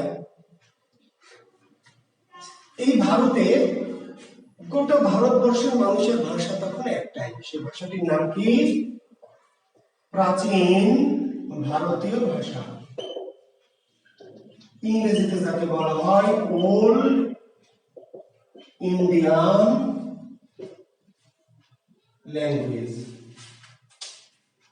সমগ্র ভারতের একটাই ভাষা। আজকে শুধু ভারতে 1.5 শতাধিক ভাষা, শুধু ভারতবর্ষে, কিন্তু একটা সময় গোটা ভারতবর্ষের ভাষা ছিল একটাই। বিশেষ করতে হবে, গোটা পৃথিবীর ভাষা ছিল একটা। কখন? আদম ওয়া যখন ছিল তখন কি ভাষা কি 50টা ছিল না 3000 ছিল? পৃথিবীর প্রথম মানুষ 1 2 তাদের ভাষা ছিল কিন্তু কি এক। বুঝতে পেরেছেন? গোটা পৃথিবীতে একটা ভাষা ছিল। এই একটা মানুষ যেমন 1 2 ছিল, 2 থেকে বিবর্তিত হয়ে হয়ে এত মানুষ হয়েছে। ভাষা ছিল কি একটা, সেখান থেকে বিবর্তিত হয়ে পৃথিবীতে এত ভাষা তৈরি হয়েছে। আমরা সেই আলোচনায় যাব না, অনেক গভীর আলোচনা, অনেক বৃহৎ, সেটা আলাদা কোনো সেমিনার নিতে পারলে ভালো হয়। শুধু আমরা একটু বলে রাখি যে খ্রিস্টপূর্ব 3000 সালে সমগ্র ভারতের মানুষ একটি ভাষায় কথা বলতো। সেই ভাষাটির নাম ছিল প্রাচীন ভারতীয় ভাষা, old Indian language, OIL, old Indian language. এইভাবে খ্রিস্টপূর্ব 1000 বছর আরো পরে, খ্রিস্টপূর্ব 2000 সালে একদল লোক বাইরে থেকে মানে কি, কোন ঐতিহাসিক বললেন ইউরোপ থেকে, আর কেউ কেউ বললেন মধ্যপ্রাচ্য থেকে। তো যেখান থেকে হোক, মোট কথা ভারতের কি বাইরে থেকে একদল বিশাল একটা জনগোষ্ঠী ভারতবর্ষে প্রবেশ করলো। তাহলে আগে ছিল ভারতে শুধু ভারতীয় মানুষ, এইবার ভারতে প্রবেশ করলো কারা? ভারতের বাইরে থেকে, মধ্যপ্রাচ্য বা ইউরোপ থেকে বিশাল একটা জনগোষ্ঠী ভারতবর্ষে প্রবেশ করলো। প্রথম দিকে ভারতের সাথে এই বাইরের যারা, তাদের যুদ্ধ বিগ্রহ হলো, হানাহানি মারামারি হলো, কিন্তু একসময় ওরা টিকে গেল। ওই জনগোষ্ঠীটা নিজেদেরকে নাম দিল কি? আর্য। এই যে বাইরে থেকে যে বিশাল একটা জনগোষ্ঠী এলো, সেই জনগোষ্ঠী তাদের নিজেদের নাম দিল কি? আর্য। আর আমরা যারা ভারতীয় ছিলাম আগে থেকে যারা ছিলাম, এই ভারতীয়দের ওরা নাম দিল কি? অনার্য। বুঝতে পারলেন? আগে ছিল শুধু ভারতীয়রা, এবার এখানে 2 দল লোক, একদল ভারতীয়, এই ভারতীয়দের ভারতীয় নাম দিল কি? অনার্য। আর যারা বাইরে থেকে আর্য। তাহলে এখন 2 দল লোক, একটা আর্য আর একটা অনার্য। এই যে ভারতীয় বা অনার্যরা কথা বলে কোন ভাষায়? ভারতীয় ভাষায়। ভারতীয় বা অনার্যদের ভাষা কি ভারতীয়, কিন্তু এদের ভাষা কি ভারতীয়? এইবারটা তো ভারতের বাইরে থেকে এসেছে, এদের একটা আলাদা ভাষা। এই ভাষাটির নাম দিল আর্য। জাতি বললো যে আমরা আর্য, ভাষাটার নাম দিল কি? আর্য। আর ভারতে যারা আছে এদের নাম ভারতীয়, এদের নাম কি? অনার্য, এদের ভাষার নাম অনার্য। তাহলে ভারতে এখন 2টা জাতি, আর্য অনার্য, ভাষা 2টা, আর্য অনার্য। আগে থেকে যারা ভারতীয় তারা কথা বলছে অনার্য ভাষায়, আর যারা নতুন হলো তারা কথা বলছে আর্য ভাষায়। আর্য শব্দের অর্থ কি? সম্ভ্রান্ত। আর্য শব্দের অর্থ সম্ভ্রান্ত, যদিও আবিধানিক অর্থ গমনধর্মী। আর্য শব্দের আবিধানিক অর্থ হচ্ছে গমনধর্মী, যারা গমনাগমন করে, অর্থাৎ টাইপের, ওই যে আরবে যাযাবর টাইপ বা বেদুইন টাইপ, অর্থাৎ যারা এক জায়গায় থাকে না, বিভিন্ন জায়গায় যাতায়াত করে। আর্য শব্দের অর্থ গমনধর্মী। যদিও আর্য বলতে আসলে তারা নিজেদেরকে কি বোঝাতো? সম্ভ্রান্ত, উচ্চবংশীয়। আর্য শব্দের আবিধানিক অর্থ গমনধর্মী, কিন্তু আর্যরা তাদেরকে আর্য শব্দটা কি অর্থে প্রয়োগ করত? উচ্চবংশীয়, সৎ বংশজাত, অভিজাত। আর যারা আগে থেকে ভারতে আসে ওদের কি বলতো? অনার্য। অনার্য মানে কি? ছোট লোক, ইতর, নিচ বংশজাত। তাহলে যারা আমরা আগে থেকে ছিলাম, আমরা ছোট লোক, নিচ, ইতর, আর এই বেটাটা যারা বাইরে থেকে এলো, এরা হলো কি? আর্য সম্ভ্রান্ত। কি আর করা যাবে?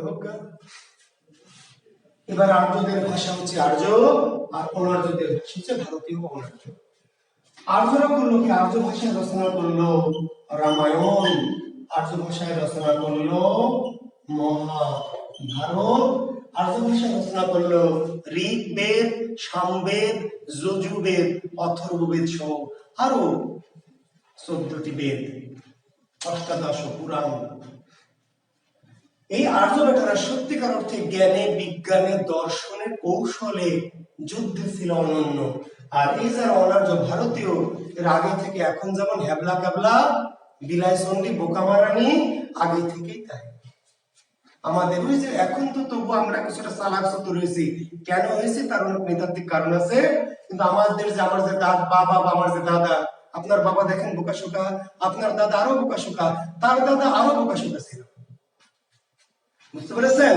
ভারতীয় প্রাচীন ভারতীয় জাতি ছিল বোকাশোকা, সহজ সরল বলে তো এই বেটাকে সেখানে রাজত্ব করেছে। আচ্ছা যাই হোক, তো এখন এই আর্যরা কি লিখলো? তাদের আর্য ভাষায় লিখলো রামায়ণ। তো রামায়ণ কোন ভাষায় রচিত? আমরা বলি সংস্কৃত ভাষা, আসলে সংস্কৃত ভাষা না। রামায়ণ রচিত হয়েছে কোন ভাষায়? আর্য ভাষায়। মহাভারত আর্য ভাষায়। ঋগ্বেদ, সামবেদ, যজুর্বেদ, অথর্ববেদ কোন ভাষায়? আর্য ভাষায়। এবং আর্যরা দাবি করলো যে আর্য হচ্ছে ভগবানের ভাষা। কাদের ভাষা? ভগবানের।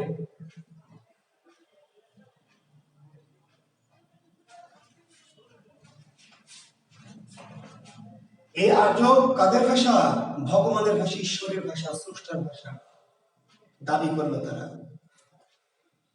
অনার্যরা অন্ধবিশ্বাসী, কুসংস্কারচ্ছন্ন, এরা যা বলে তাই বিশ্বাস করে নিল যে আর্য হচ্ছে ভগবানের ভাষা। তো অনার্যরা তারা তো আর্য ভাষায় কথা বলে না, বলে অনার্য ভাষায়। কিন্তু অনার্য ভাষায় কথা বলার ফাঁকে ফাঁকে তাদের শখ জাগলো যে আর্য ভাষার কিছু শব্দ তারা কি করবে, একটু শিখবে। ভগবানের ভাষা, তাই না? দু একটা না শিখলে কেমন হয়? তারা অনার্য ভাষায় কথা বলতো, কিন্তু অনার্য ভাষার ফাঁকে ফাঁকে আর্য ভাষার শব্দ দু একটা তাদের মুখ থেকে কি করতো, শুনে শিখে নিত, নিয়ে অনার্যের মাঝে মাঝে মেরে দিত। যেমন এখন আপনারা মেরে দেন yes, no, very good, thank you, I love you, I hate you, you stupid idiot, লাংসন, মেরে দেন না মাঝে মাঝে? বাংলার ফাঁকে ফাঁকে মেরে দেন তো? মেরে দিলে একটা ভাব আসে, তাই না? এটা আপনার দোষ না, এটা আপনার জিনের দোষ, ক্রোমোজোমের দোষ। ওই যে পূর্বপুরুষের জিনের মধ্যে দিয়ে আপনি এটা বহন করে আপনি এসেছেন। আপনার ওই যে দাদার দাদার দাদার দাদার যে দাদা, দাদা, দাদা, ওই ব্যাটা ছিল অনার্য। আর সে অনার্য কি করতো? অনার্য ভাষায় কথা বলতো। আর ওই কথার ফাঁকে ফাঁকে কি আর্য ভাষার দুই চারটি শব্দ কি মেরে দিত, দিয়ে ভাবতো যে কার ভাষা বললাম? ভগবানের শব্দ, টিক। কিন্তু আর্যরা যখন এটা জানতে পারলো, বুঝতে পারলো, তখন আর্যরা নিষেধ করে দিল যে না, নইব নইব চ, হবে না। আর্যরা নিষেধ করলো কোন অনার্য, কোন ম্লেচ্ছ, কোন ইতর, কোন ছোট লোক এই পবিত্র আর্য ভাষা ব্যবহার করতে পারবে না। করলে তাকে শাস্তি দেওয়া হবে। কোন ছোট লোক, কোন ইতর যদি পবিত্র আর্য ভাষা, ঈশ্বরের ভাষা ব্যবহার করে, ঈশ্বরের ভাষা ব্যবহার করবে কারা? আর্য, যারা ঈশ্বরের অংশ। আর্যরা মনে করতো তারা ঈশ্বরেরই কি অংশ, প্রতিনিধি। আর এই ব্যাটারা ছোট লোক, ইতর শ্রেণীর, কাজে ব্যবহার করলে আর্য ভাষাটার পবিত্রতা পূর্ণ হবে, কাজে ব্যবহার করা যাবে। যদি কেউ ব্যবহার করে তার শাস্তি দেওয়া হবে। শাস্তি কি? পণ্ডিত পাণিনি নাম শুনেছেন? পাণিনি নাম শুনেছেন না? পণ্ডিত পাণিনি।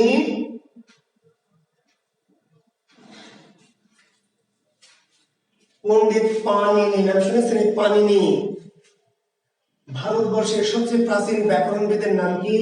পাণিনি। বলেছিলাম মনে প্রথম ক্লাসে, আমি জানি না মনে আছে আপনাদের, ভারতবর্ষের প্রথম ব্যাকরণবিদের নাম কি?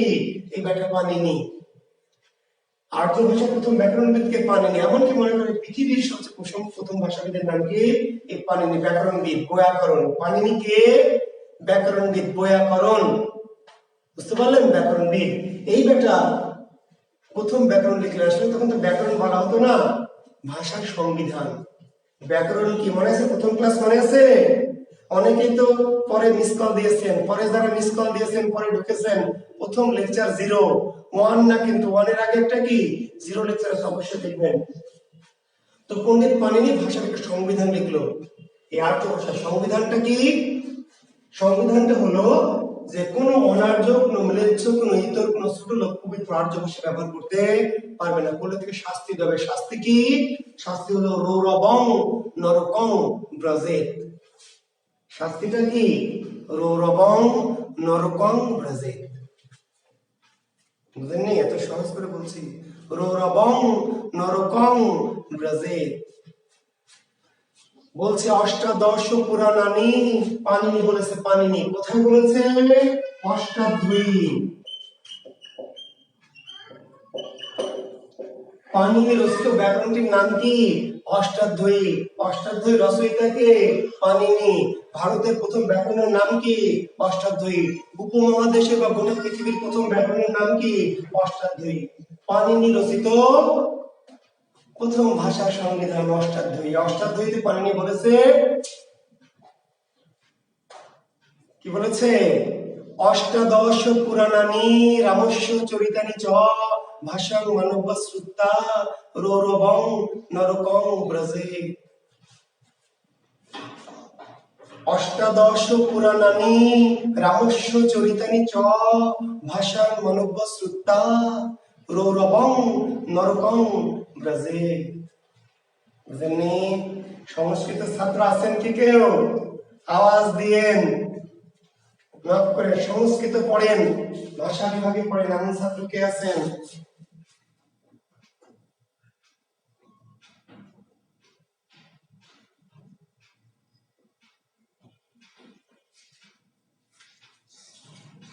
আচ্ছা, তাহলে এই কি বললো?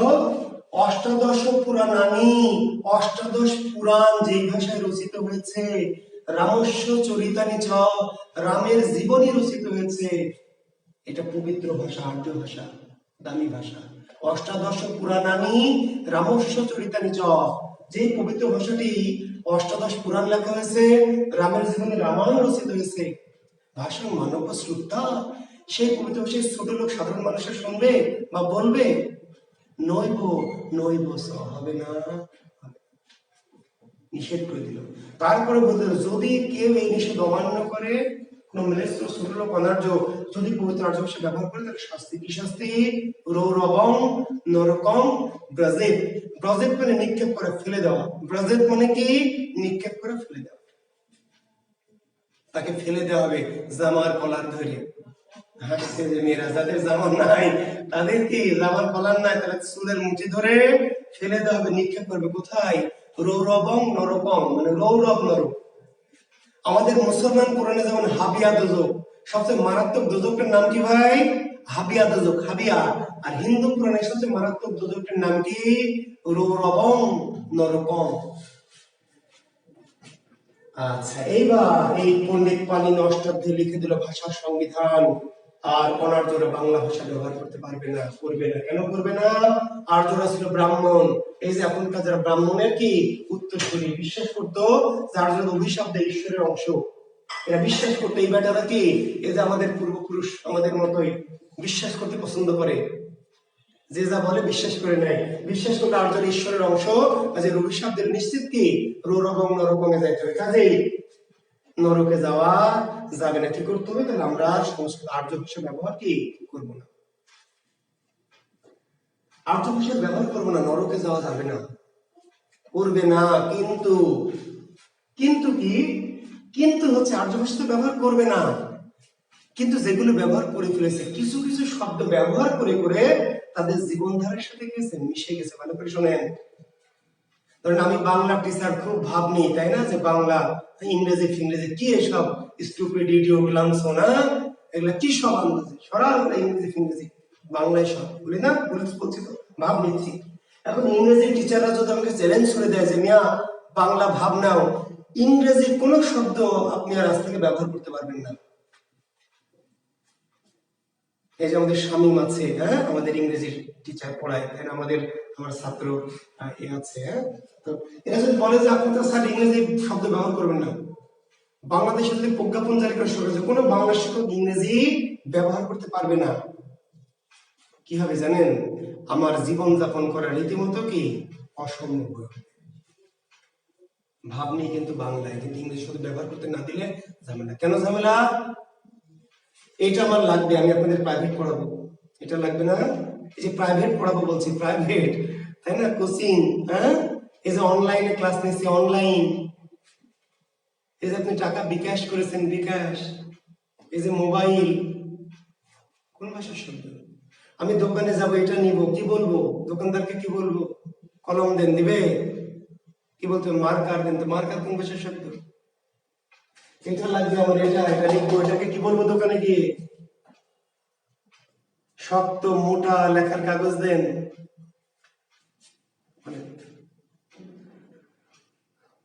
কি বলবো? আমি কলেজে যাব, রিক্সাওয়ালাকে যদি বলি যে আমাকে মহাবিদ্যালয়ে নিয়ে যাও, আমি রাজশাহী কলেজে যাব, রাজশাহী কলেজের গেটে নামবো, রিক্সাওয়ালাকে বললাম যে ভাই আমাকে রাজশাহী মহাবিদ্যালয়ের প্রধান ফটকে নিয়ে যাও, রিক্সাওয়ালা জিন্দেগিতেও কে নিয়ে যাবে আমাকে? তো রাজশাহী কলেজের প্রধান ফটক জিন্দেগিতেও রাজশাহী কোন রিক্সাওয়ালা চিনবে না, তাই না? ঢাকায় যারা থাকেন, যদি আপনারা কেউ বলেন যে আমাকে ভাই ঢাকা মহাবিদ্যালয়ের ফটকে নামাও, নামাবে? কোন বাস চালককে যদি বলেন যে ভাই আমাকে ঢাকা মহাবিদ্যালয়ের কি ফটকে নামাই দেও, নামাবে কি? বলবে যে ধুর মিয়া, আন্দাজে কি বলেন। কিন্তু যদি বলেন ঢাকা কলেজ গেটে নামান, তাহলে আগে বলবেন না মিয়া। ইংরেজিতে বলেন কেন, বাংলায় বলেন।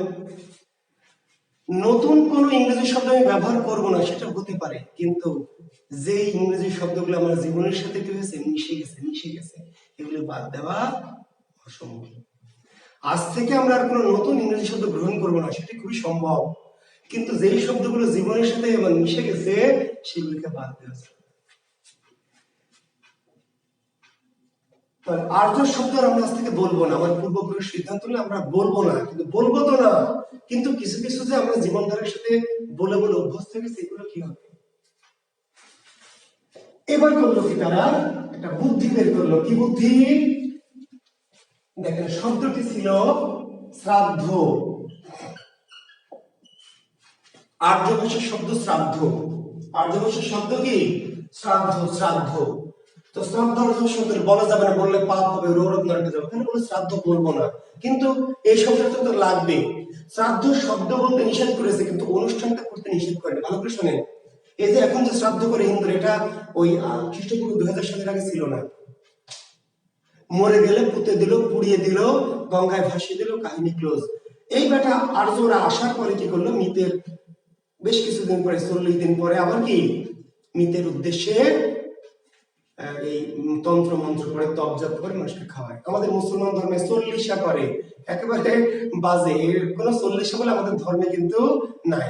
ওদের দেখা দেখি, আর্যদের দেখা দেখি, মরার পরে মানুষকে, গ্রামের মানুষকে কি ডেকে খাওয়াও, হ্যাঁ, এটা আমাদের আমাদের ইসলাম ধর্ম অনেক কিছু আছে যেটা হিন্দুদের কাছ থেকে দেখি শেখা, কালচার, ধর্ম, বুঝতে পারলেন?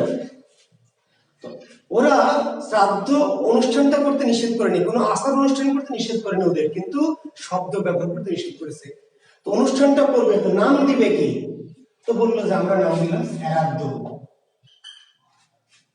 ওদের ভাষা হলো শ্রাদ্ধ, আর্য শব্দ শ্রাদ্ধ। আমরা আর্য শব্দ বলি না, আমরা কি বলেছি? শ্রাদ্ধ, শ্রাদ্ধ।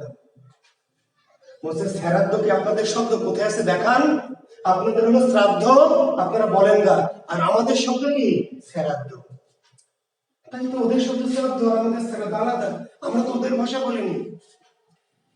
এবার একটা বুদ্ধি পেয়ে গেল এই বেটা, আপনার পূর্বপুরুষ কত চালাক, যেমন গদ্দক তেমন চালাক, বুদ্ধি পেয়ে গেল কি?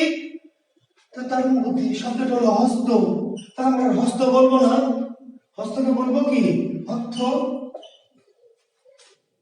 হস্ত বলবো না, হস্ত তো আর্য শব্দ, বললে পাপ হবে, বলবো না, আমরা বলবো হস্ত। একটা শব্দ হলো কর্ণ, আর্য শব্দ, তো কর্ণ বললে পাপ হবে, বলবো না, আমরা বলবো কর্ণ। শব্দটি হলো চর্মকার, চর্মকার আর্য শব্দ, বললে পাপ হবে, আমরা বলবো না, আমরা বলবো কি? চর্মহার।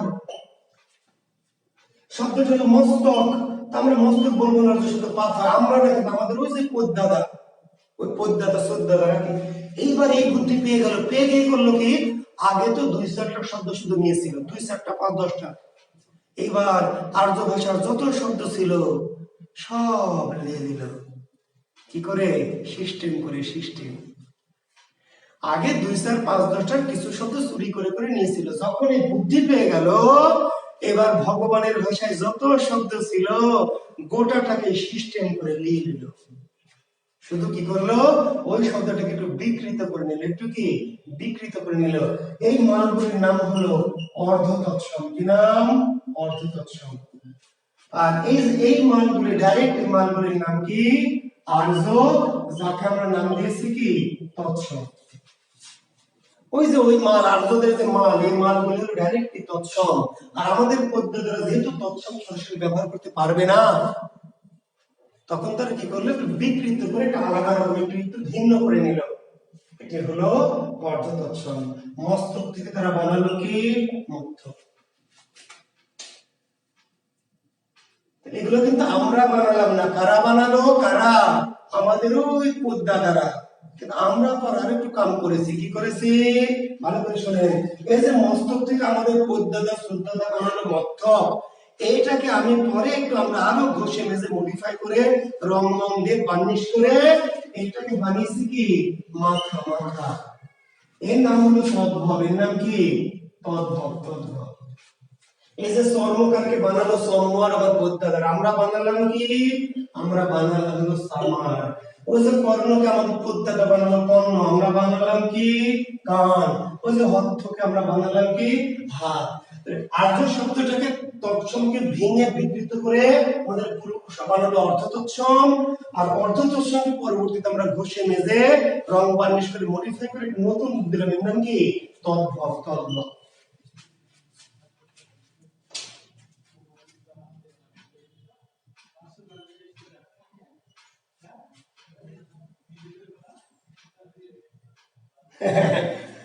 তার মানে আমাদের বাপ দাদারও চালাক ছিল, তাই না? যে বোকা যেমন ছিল চালাক, বাঙালি যেমন বোকা সরল, তেমন আবার কি চালাক এবং কুটিল। হ্যাঁ জি। তাহলে তৎসম, অর্ধ তৎসম এবং তদ্ভব। এই যে কর্ণ থেকে কান, দন্ত। দন্ত তৎসম শুদ্ধ দন্ত। এই দন্ত তো বলা যাবে না, পাপ হবে। আমাদের পুরুষ আপনার দত্ত, তারপর আমরা বললাম কি দান্ত। কর্মকার ছিল, কর্মকার। আমাদের পূর্বপুরুষ বানালো কম্মার, আমরা বানালাম কি কামার। ছিল রাত্রি, সেখান থেকে হলো রাত্রি, তারপরে কি রাত। অদ্য, সেখান থেকে হলো অজ্জ, তারপর আমরা বানালাম কি আজ। তৎসম, অর্ধ তৎসম, তদ্ভব। এখন বলেন, আমার যে পূর্বপুরুষের ভাষা ছিল, আমার পূর্বপুরুষের যে অনার্য শব্দ ছিল, সেগুলো গেল কই? এটা তো আমার পূর্বপুরুষের আর্য শব্দকে ভেঙে বিকৃত করে নতুন করে তৈরি করলো। তাদের একটা ভাষা ছিল না ভাই, অনার্য ভাষা বা প্রাচীন ভারতীয় ভাষা, সেটা গেল কই? ভগবানের ভাষাকে গ্রহণ করতে গিয়ে এই বেটা পদ্মা দ্বারা কি করলো, নিজেদের ভাষাকে হারিয়ে ফেলল। হারিয়ে ফেললেও 2-4টি 5-10টি থেকে গেল, হারিয়ে গেল সবই, কিন্তু অল্প কিছু থাকলে এই মালগুলোর নাম দেশি। মালগুলোর নাম কি দেশি। দেশি আসলে আমাদের অরিজিনাল ভাষা ছিল কি ওই যে দেশি শব্দগুলা, কুলা, সুলা, ডাব, ডাগর, ডিঙ্গি, ঢেকি, ঝাঁটা, কুড়ি, টোপর, চোঙ্গা, গঞ্জ, টোপর ইত্যাদি। খুব বেশি না, 100-200-500 পাবেন না, খুঁজলে সর্বোচ্চ খুঁজে খুঁজে কি এই 15-20টা শব্দ পাবেন। যত বই 50টা বইও যদি পড়েন, তাহলে দেশি শব্দ আপনি 50টা পাবেন না, 100টা পাবেন না। কয়টা পাবেন? এই 15-20টা। যেই বই খোলেন দেখবেন যে কুলা, সুলা, ডাব, ডাগর, ডিঙ্গি, ঢেকি, ঝাঁটা, কোল, কুড়ি, তাই না, গঞ্জ, টোপর, হ্যাঁ, পেট। তার মানে এগুলো কি বলেন কি, এগুলো হচ্ছে আমাদের ওই যে প্রাচীন ভারতের আসলে অরিজিনাল আমাদের পূর্বপুরুষদের যে ভাষাটা ছিল, সেই ভাষার শব্দ। আরো অনেক শব্দ ছিল এমন কোটি কোটি, কিন্তু ওই ভগবানের ভাষা গ্রহণ করে তারা নিজেদের শব্দগুলোকে আস্তে আস্তে ব্যবহার না করে না করে না করে হারিয়ে দিল। কিন্তু হারিয়ে দেওয়ার মধ্যে 2-4-5-10টি শব্দ কি থেকে গেছে। নাম দেশের নাম কি দেশি। তো দেশি শব্দ আর একটা নাম খাঁটি বাংলা। খাঁটি বাংলা কোনগুলি ভালো করে শুনেন শিক্ষার্থী বন্ধু, ভুল করবেন আপনারা। আমি আবার বলছি ভুল করবেন, আমি পরীক্ষা প্রশ্ন দিব তখন ভুল করবেন। পরীক্ষা করবেন নিচের কোনটি খাঁটি বাংলা শব্দ। দেশি শব্দগুলি খাঁটি বাংলা না, দেশি শব্দগুলো দেশি, লোকাল। খাঁটি বাংলা কোনগুলি লিখে নেন। তদ্ভব শব্দের অপর নাম খাঁটি বাংলা। ওই যে পরিবর্তিত রূপের যেটা শেষ রূপ, পরিবর্তিত রূপের যেটা কি শেষ রূপ তদ্ভব, তদ্ভব শব্দকে বলা হয় খাঁটি বাংলা বা আধুনিক বাংলা। লিখে নেন এই কথাটি, তদ্ভব শব্দকে বলা হয় খাঁটি বাংলা বা আধুনিক বাংলা।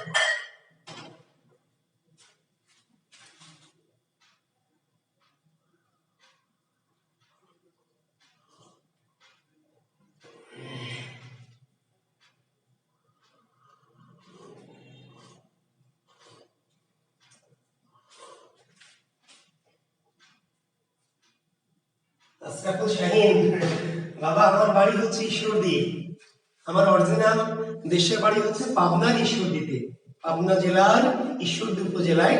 আমি অবশ্য বর্তমানে রাজশাহীতে মোটামুটি সেটেলড আর কি।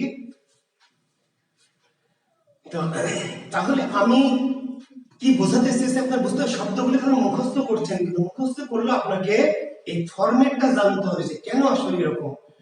তাহলে আমরা যেটা খাঁটি বাংলা বলছি, আসলে দেশিগুলো কিন্তু এখন খাঁটি বাংলা না, দেশিগুলি কি দেশি লোকাল, হ্যাঁ।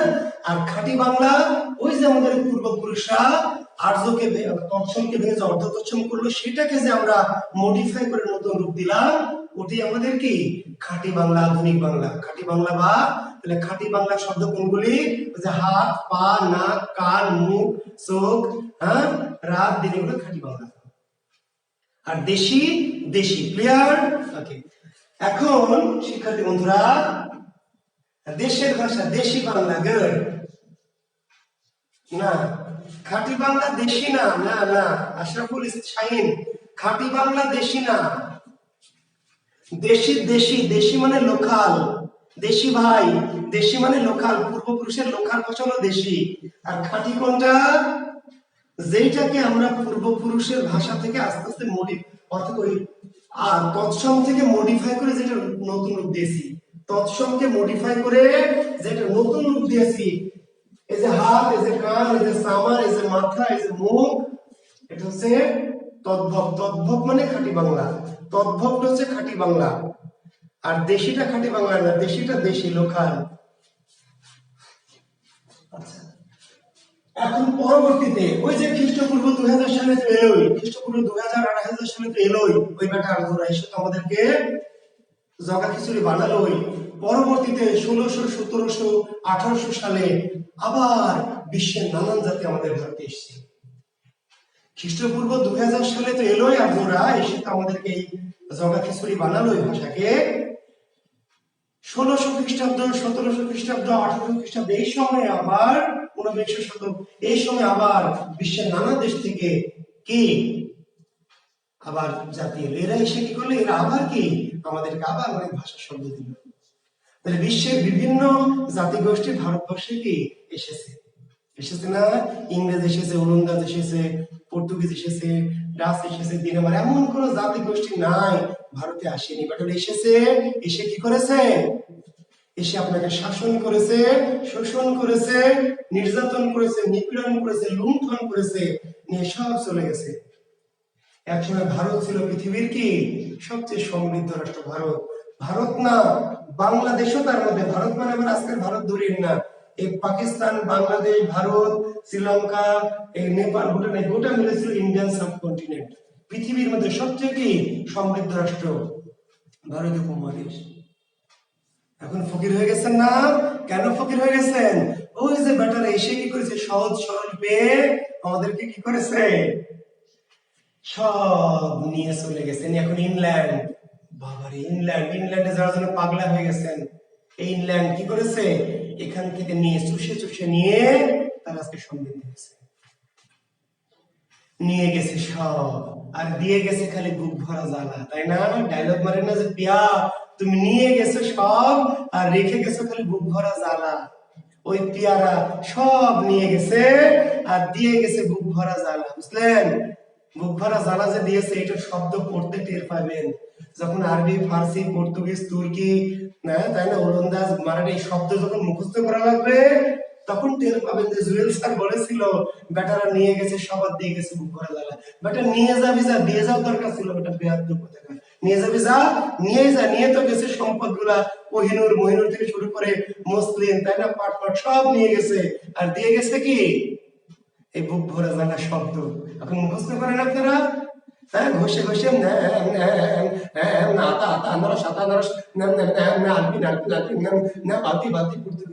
এই ঘষে ঘষে মুখস্থ করতে লাগলে টের পাবেন যে বেটার আসলে কি জ্বালা দিয়ে গেছে। আর একটা জিনিস দিয়েছে আপনাদের ফর্সা চেহারা, বুঝলেন? আপনারা তো গর্ববোধ করেন, আমিও করি, ওরে আমার কি ফর্সা চেহারা, তাই না? আসলে বাঙালি প্রাচীন জাতিগোষ্ঠী যেটা ছিল কি নিগ্রোবটু জাতীয়, কালো, চুলগুলি কোকড়ানো, ঠোঁটগুলি মোটা পুরু। এখন আর আছে? কালো দেখলে বলেন যে কালো, আপনি ফর্সা মানে ঝামেলা আছে। ওই যে ওই বেটারা কি করেছে, আপনাদের পূর্বপুরুষ ছিল না, আপনার পূর্বপুরুষ, দাদি নানি, তারপর নানির নানি, তার নানি, এদেরকে ইচ্ছায় অনিচ্ছায় নানান ভাবে কি আপনার ভিতরে, ওই তাদের ভিতরে কি ওই ধারা দিয়ে গেছে, ফর্সা ধারা। এই কালো আর ফর্সা মিলেমিশে একাকার হয়ে কি আপনি ফর্সা হয়েছেন। খুব ফর্সা, গর্বের বিষয় না, কি লজ্জার বিষয়, বুঝতে পারলেন? তো যাই হোক, আমরা অন্য নৃতাত্ত্বিক আলোচনায় যাব না, এটা নৃতত্ত্বের বিষয়, এটা নৃতত্ত্বের শিক্ষক গবেষক যারা তারা বলবেন। আমি শুধু বললাম যে ওই আলোচনা আমরা যাচ্ছি না, ফর্সা না কালো কেমনে হলাম। বাঙালি পৃথিবীতে একমাত্র জাতি, খাঁটি শঙ্কর। পৃথিবীতে অনেক শঙ্কর জাতি আছে, বাঙালি একেবারে কি নির্ভেজাল ভেজাল জাতি। মানে এই ভেজালের মধ্যে কোনোই কি ভেজাল নাই, এই শঙ্করের মধ্যে কোনোই ভেজাল নাই, বুঝলেন? সাইজ শুরু হয়েছে এইখান থেকে, সাইজ শেষ হয়েছে এই পর্যন্ত, বুঝেন নাই? একই সমান সাইজ না, দেখবেন পৃথিবীর অনেক জাতি আছে একই সাইজ, যারা লম্বা তারা লম্বা, যারা নাটু তারা নাটু। আর বাঙালির সাইজ এইখান থেকে শুরু এই পর্যন্ত, একদম কালো কুচকুচা থেকে শুরু একদম টকটকা পর্যন্ত, শ্যামলা, মাঝারি শ্যামলা, হালকা শ্যামলা, চলে আছে, মোটামুটি কোষা, নানান কালার। এগুলো কেন হয়েছে? Mixed mixed. তো যাই হোক, আমাদের ফর্সা চেহারা দিয়েছে, এটা ভালো কাজই করেছে। আপনাদের এখন অনেক অহংকার হয় এটা নিয়ে, তা আমাকেও দিয়েছে। আমি কিন্তু আপনাদের বাইরে না, ভাই মনে করেন যে আপনাদের বলছি, আমি কি এর বাইরে? আমার দাদি নানি বা পদ্দাদি পদ্নানি তারা কি এর বাইরে ছিল? না, এটা ভাবিয়ে না যে আমি আপনাদের মানে বলছি আর আমি বাইরে না। তো যাই হোক, তারা এই দিয়েছে, শব্দ দিয়েছে, শব্দগুলি আমরা বিদেশি শব্দ। তো যাই হোক, আজকে আর আলোচনা আগাবো না, আমরা আগামী দিন ইনশাল্লাহ। আচ্ছা, শব্দ কিন্তু আমি পড়ালাম না শিক্ষার্থী বন্ধুরা, আমি আপনাদের ভালো করে শুনেন, আমি আপনাদের প্রেক্ষাপট, পটভূমি, ব্যাকগ্রাউন্ডটা বলে রাখলাম। আমি আপনাদের শব্দতত্ত্বের পড়লাম কি, শব্দতত্ত্বের পড়লাম, ভালো করে শুনুন। মৌলিক শব্দ পড়লাম, শব্দিত পড়লাম, মৌলিক শব্দ ভালো করে পড়লাম, করে নেবেন, বুঝে নেবেন, দেখে নেবেন। আমি আপনাদের যৌগিক, রুড়ি, যৌগিকটা পড়িয়ে বুঝিয়ে দিয়েছি, দেখে বুঝে বুঝে পড়বেন, মেমোরাইজ না। কেন যৌগিক, কেন রুড়ি, কেন যৌগিক, ক্লিয়ার? এই যে এখানে আমরা যেগুলো করলাম, তৎসম, অর্ধতৎসম, তদ্ভব, দেশি বিদেশি, আমি কিন্তু এটা পড়ালাম না, এটার আমি আপনাকে জ্ঞান দিলাম, জ্ঞান সবক দিলাম। এই জ্ঞান দিয়ে আপনার জ্ঞান বাড়লো, বললেন যে স্যার কি মাল, হ্যাভি জিনিস পড়ালো, কিন্তু এটা দিয়ে বিসিএস আপনার কাজ হবে না। ভালো করে শোনেন, অ্যাডমিশন আপনার আমার এই আলোচনা দিয়ে আপনার কোনো কাম নাই। হ্যাঁ, কাম একটা আছে, জ্ঞানের গভীরতা বেড়েছে, জ্ঞান বেড়েছে, এটা ঠিক আছে, কিন্তু আপনার যে কাম, যেটা কাম, অ্যাডমিশনে প্রশ্নের উত্তর করতে হবে, বিসিএস এর প্রশ্নের উত্তর দিতে হবে, ব্যাংকের প্রশ্নের উত্তর দিতে হবে, এইটা আপনার এই আলোচনা দিয়ে হবে না। তাহলে আপনাকে চেনার উপায় লাগবে, কি লাগবে? চেনার উপায়। একটা শব্দ, তৎসম শব্দ তো হাজার হাজার লক্ষ লক্ষ, আপনি কেমনে বুঝবেন এটা আমার ওই ভগবানের ভাষা ছিল, তারপরে এটা আমার পদ্মা দ্বারা ভেঙে নিয়েছে, কেমনে বুঝবেন? আমি তো তখন গল্প বললাম, কাহিনী বললাম, ইতিহাস বললাম, আপনি জানলেন, বুঝলেন, ভালো লাগলো। ভালো লাগা দিয়ে তো ভাই কাম হবে না। ভালো লাগা দিয়ে কাম আছে না? বলছে ধর, ভালো লেগে লাভ কি? হাতি ধরতে দেয় না। প্রেম এখনকার যুগের, বুঝেন নাই? খুবই মেয়েটা খুবই ভালো, কিন্তু লাভ নাই। কেন লাভ নাই? ভালো হয়ে লাভ কি? ভালো হয়ে লাভ আছে? 6 মাস, 1 বছর, 2 বছর ঘোরেন, হাতি ধরতে দেয় না, হাতি ধরতে দেয় না, গাল ধরবেন কখন আর কোমর ধরবেন কখন, বুঝছেন না? এটা ভালো হবে না, বুঝেন নাই? তাহলে ভালো হলে আপনার লাভ কি? তাহলে কোনটা দরকার? যেটা হাতও ধরতে দেয়, গালও ধরতে দেয়, কোমরও ধরতে দেয়। তাহলে আমার এই এত কিছু বলে জ্ঞান বাড়লো, ভালো লাগলো, কোনো কাম নাই। লাগবে আমার কি? আমার লাগবে অ্যাকশন, কাম। কেন কাম হবে? লেখেন তৎসম চেনার উপায়। আর 5 মিনিট পড়িয়ে ছেড়ে দেবো যে তৎসম সেনার উপায় লেখেন তৎসম সেনার উপায়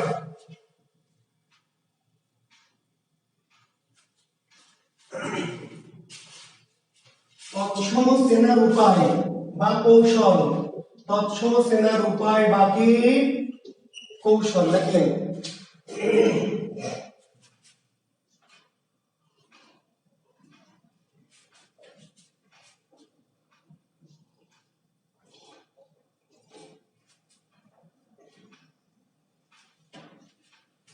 আচ্ছা ঠিক আছে আচ্ছা লিখেছেন তৎসম সেনার কি উপায় বা কৌশল লেখেন কোন শব্দে যদি লেখেন কোন শব্দে যদি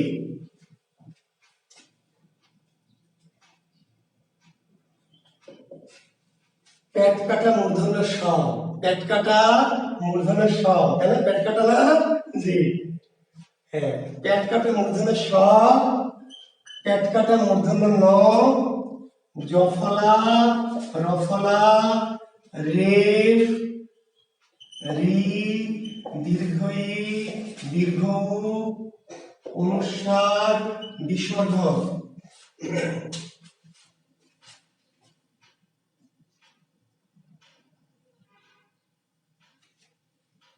ইশতিয়াক হাসান চৌধুরী রাজশাহীতে আমি ফায়ার সার্ভিসে থাকি ফায়ার সার্ভিস রাজশাহী কলেজের পাশে ইশতিয়াক হাসান চৌধুরী রাজশাহীতে আমি ফায়ার সার্ভিসের পাশে থাকি বাবা রাজশাহী কলেজ এবং নদীগ্রের মাঝামাঝি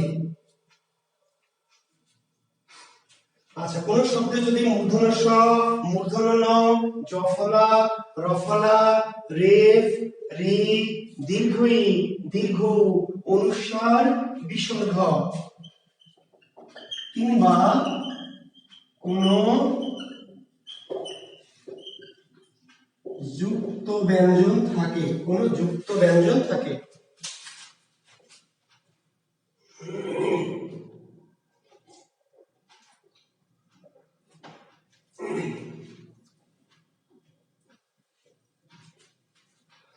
তাহলে কোন শব্দে যদি মূর্ধন্য স মূর্ধন্য ন জফলা রফলা রে রি দীর্ঘ ই দীর্ঘ উ অনুস্বার বিসর্গ কিংবা কোন যুক্ত ব্যঞ্জন থাকে তা তৎসম শব্দ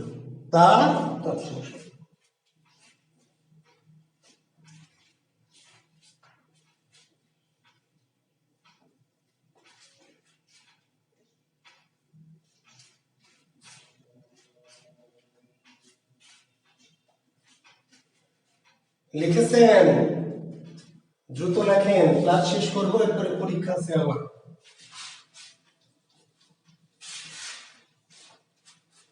এখন দেখেন শিক্ষার্থী বন্ধুরা ভালো করে লক্ষ্য করেন ধরেন পরীক্ষায় আপনার আসবে কি বন্য কোন শব্দ বন্য কোন ভাষার শব্দ তারপরে চোখ বন্ধ করে ঘুটে দিবেন কোথায় ঘুটে দিবেন তৎসম পরীক্ষায় কার্য কোন শব্দ ধার্য কোন শব্দ তাই না এই যে ভাষা মোদের গর্ব মোদের আশা হ্যাঁ মোদের গর্ব মোদের আশা মরি কি বাংলা ভাষা কোন ভাষার শব্দ তাহলে ভাষা কোন ভাষার শব্দ ভাষা তৎসম বা সংস্কৃত শব্দ তাই না এই যে মানুষ এই যে পাষাণ কি এই যে শোষণ হ্যাঁ এই যে দৃষ্টি এই যে তৃষা এই যে হরণ এই যে লবণ এই যে পূরণ এই যে যক্ষা এই যে লক্ষ্মী রক্ষা ব্রাহ্মণ পত্র নেত্র চন্দ্র সূর্য লিখে কি শেষ করা যাবে রে ভাই লিখে কি শেষ করা যাবে এক দুইটা না এক দুই হাজারও না লক্ষ লক্ষ শব্দ লক্ষ লক্ষ তাহলে লক্ষ লক্ষ যে তৎসম শব্দ সেগুলোকে আপনি মুখস্থ করে রাখবেন এতদিন তো তাই করেছেন পত্র তৎসম জনসূচ তৎসম মানুষ তৎসম তৎসম লবণ এইভাবে তো পড়েছেন পড়ে অনেকে হাসিয়েন না অনেকে এইভাবে পড়ে পড়ার দরকার আছে না সাইজিং মেথড মনে আছে? সাইজ তাকাবেন, খালি কোনটি তৎসম তাকাবেন। সাইজ আপনাকে বলে দিবে তৎসম, আপনার মনে রাখার কোনো দরকার নাই। সাইজ বোঝেন না? সাইজ, যে সাইজ দেখে প্রশ্ন চোখের কানে সাথে এই যে এখানে তাকাবেন, ওই যে তৎসম। এই যে লবণ কেন তৎসম? মূর্ধন্য আছে। পাষাণ কেন তৎসম? মূর্ধন্য আছে। চন্দ্র সূর্য কেন তৎসম? রফল আছে, রেপ আছে, দীর্ঘ আছে। তাকালে তো হাজার হাজার লক্ষ লক্ষ শব্দ আপনাকে দিবে, এক দুইটা না, লক্ষ লক্ষ শব্দ যাই দিবে, যা দিবে আপনি তাকাই বলে দিবেন, তাকাই। আর হাজার বছর ধরে পড়বেন আর ভুলবেন, পড়বেন আর ভুলবেন, পড়বেন আর ভুলিয়ে ফেলবেন, কোনো কাম নাই।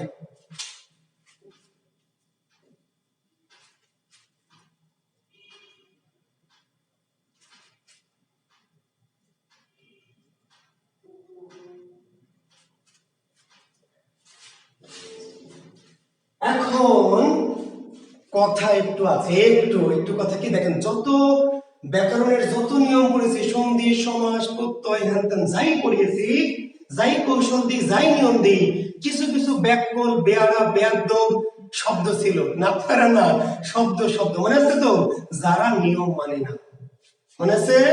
অর্থাৎ নিয়ম যাই হোক না কেন, যত কঠিন যত সহজে হোক না কেন, কিছু বেয়াদব শব্দ, কিছু বেয়ারা শব্দ, কিংবা আমরা ভদ্র ভাষায় বলেছিলাম কিছু ভিআইপি শব্দ আছে যারা এই আইন কানুন মানে না। তাহলে আমরা তৎসম চিনলাম, যেগুলো তৎসম, এই সিম্বল গুলো দেখি আমরা চিনব তৎসম। কিন্তু কিছু তৎসম আছে যাদের সাথে এরকম চেহারা নাই, তাও তৎসম। কেন তারা তৎসম? ওই যে দ্যাট ইজ ফুসফুস। তাহলে আপনাকে কিন্তু মুখস্থ, আমি কিন্তু প্রথমেই বলেছি ক্লাসের শুরুতেই যে এটা কিন্তু মেমোরাইজিং টপিক। কিন্তু মেমোরাইজিং টপিক, এখন আপনি 1 লক্ষ মুখস্থ করা ভালো হবে না 5-10টা? তাহলে 1 লক্ষ যদি তৎসম শব্দ থাকে, তাহলে 1 লক্ষের মধ্যে সবই চেহারা দিয়ে চেনা যাবে। 2, 4, 5, 10, 20টা আছে যারা চেহারা দিয়ে চেনা যাবে না, এমন মাল কিছু আছে। তো ওই মালগুলোকে কি করবেন? সন্ধিতে সমাসে কি বলেছিলাম যে ওই মালগুলোকে মেমোরাইজ করতে হবে। তৎসম শব্দ 1 লক্ষ আছে, 1 লক্ষ মেমোরাইজ করবেন না। মেমোরাইজ করবেন কয়টা? 5টা, 10টা, 15টা, 20টা, যেগুলো তৎসমই বলেছে বইয়ে, কিন্তু তৎসমের চেহারা সিম্বল দিয়ে বোঝা যায় না, এমন কিছু শব্দ আমি লিখে দিই যেগুলো চেহারা থেকে চেনা যায়। এগুলো আমার লেখার তো দরকার নাই, এগুলো লিখতে শেষ করতে পারবো না। কোনগুলো একটু লিখে দিব যেগুলো চেহারাটা তৎসমের মতো না, কিন্তু তৎসম। দেখেন একটা লেখেন কি, লতা, লতা তৎসম শব্দ, কিন্তু চেহারা দেখে সাইজ দেখে চেনা যাচ্ছে না, তাহলে লিখে নেবেন লতা। একটি শব্দ হলো ভবন, একটি শব্দ হলো আসন, একটি শব্দ হলো তনু, একটি শব্দ হলো শিখর, একটি শব্দ হলো রাজা, একটি শব্দ হলো শাক। লতা, ভবন, আসন, তনু, শিখর, রাজা, শাক।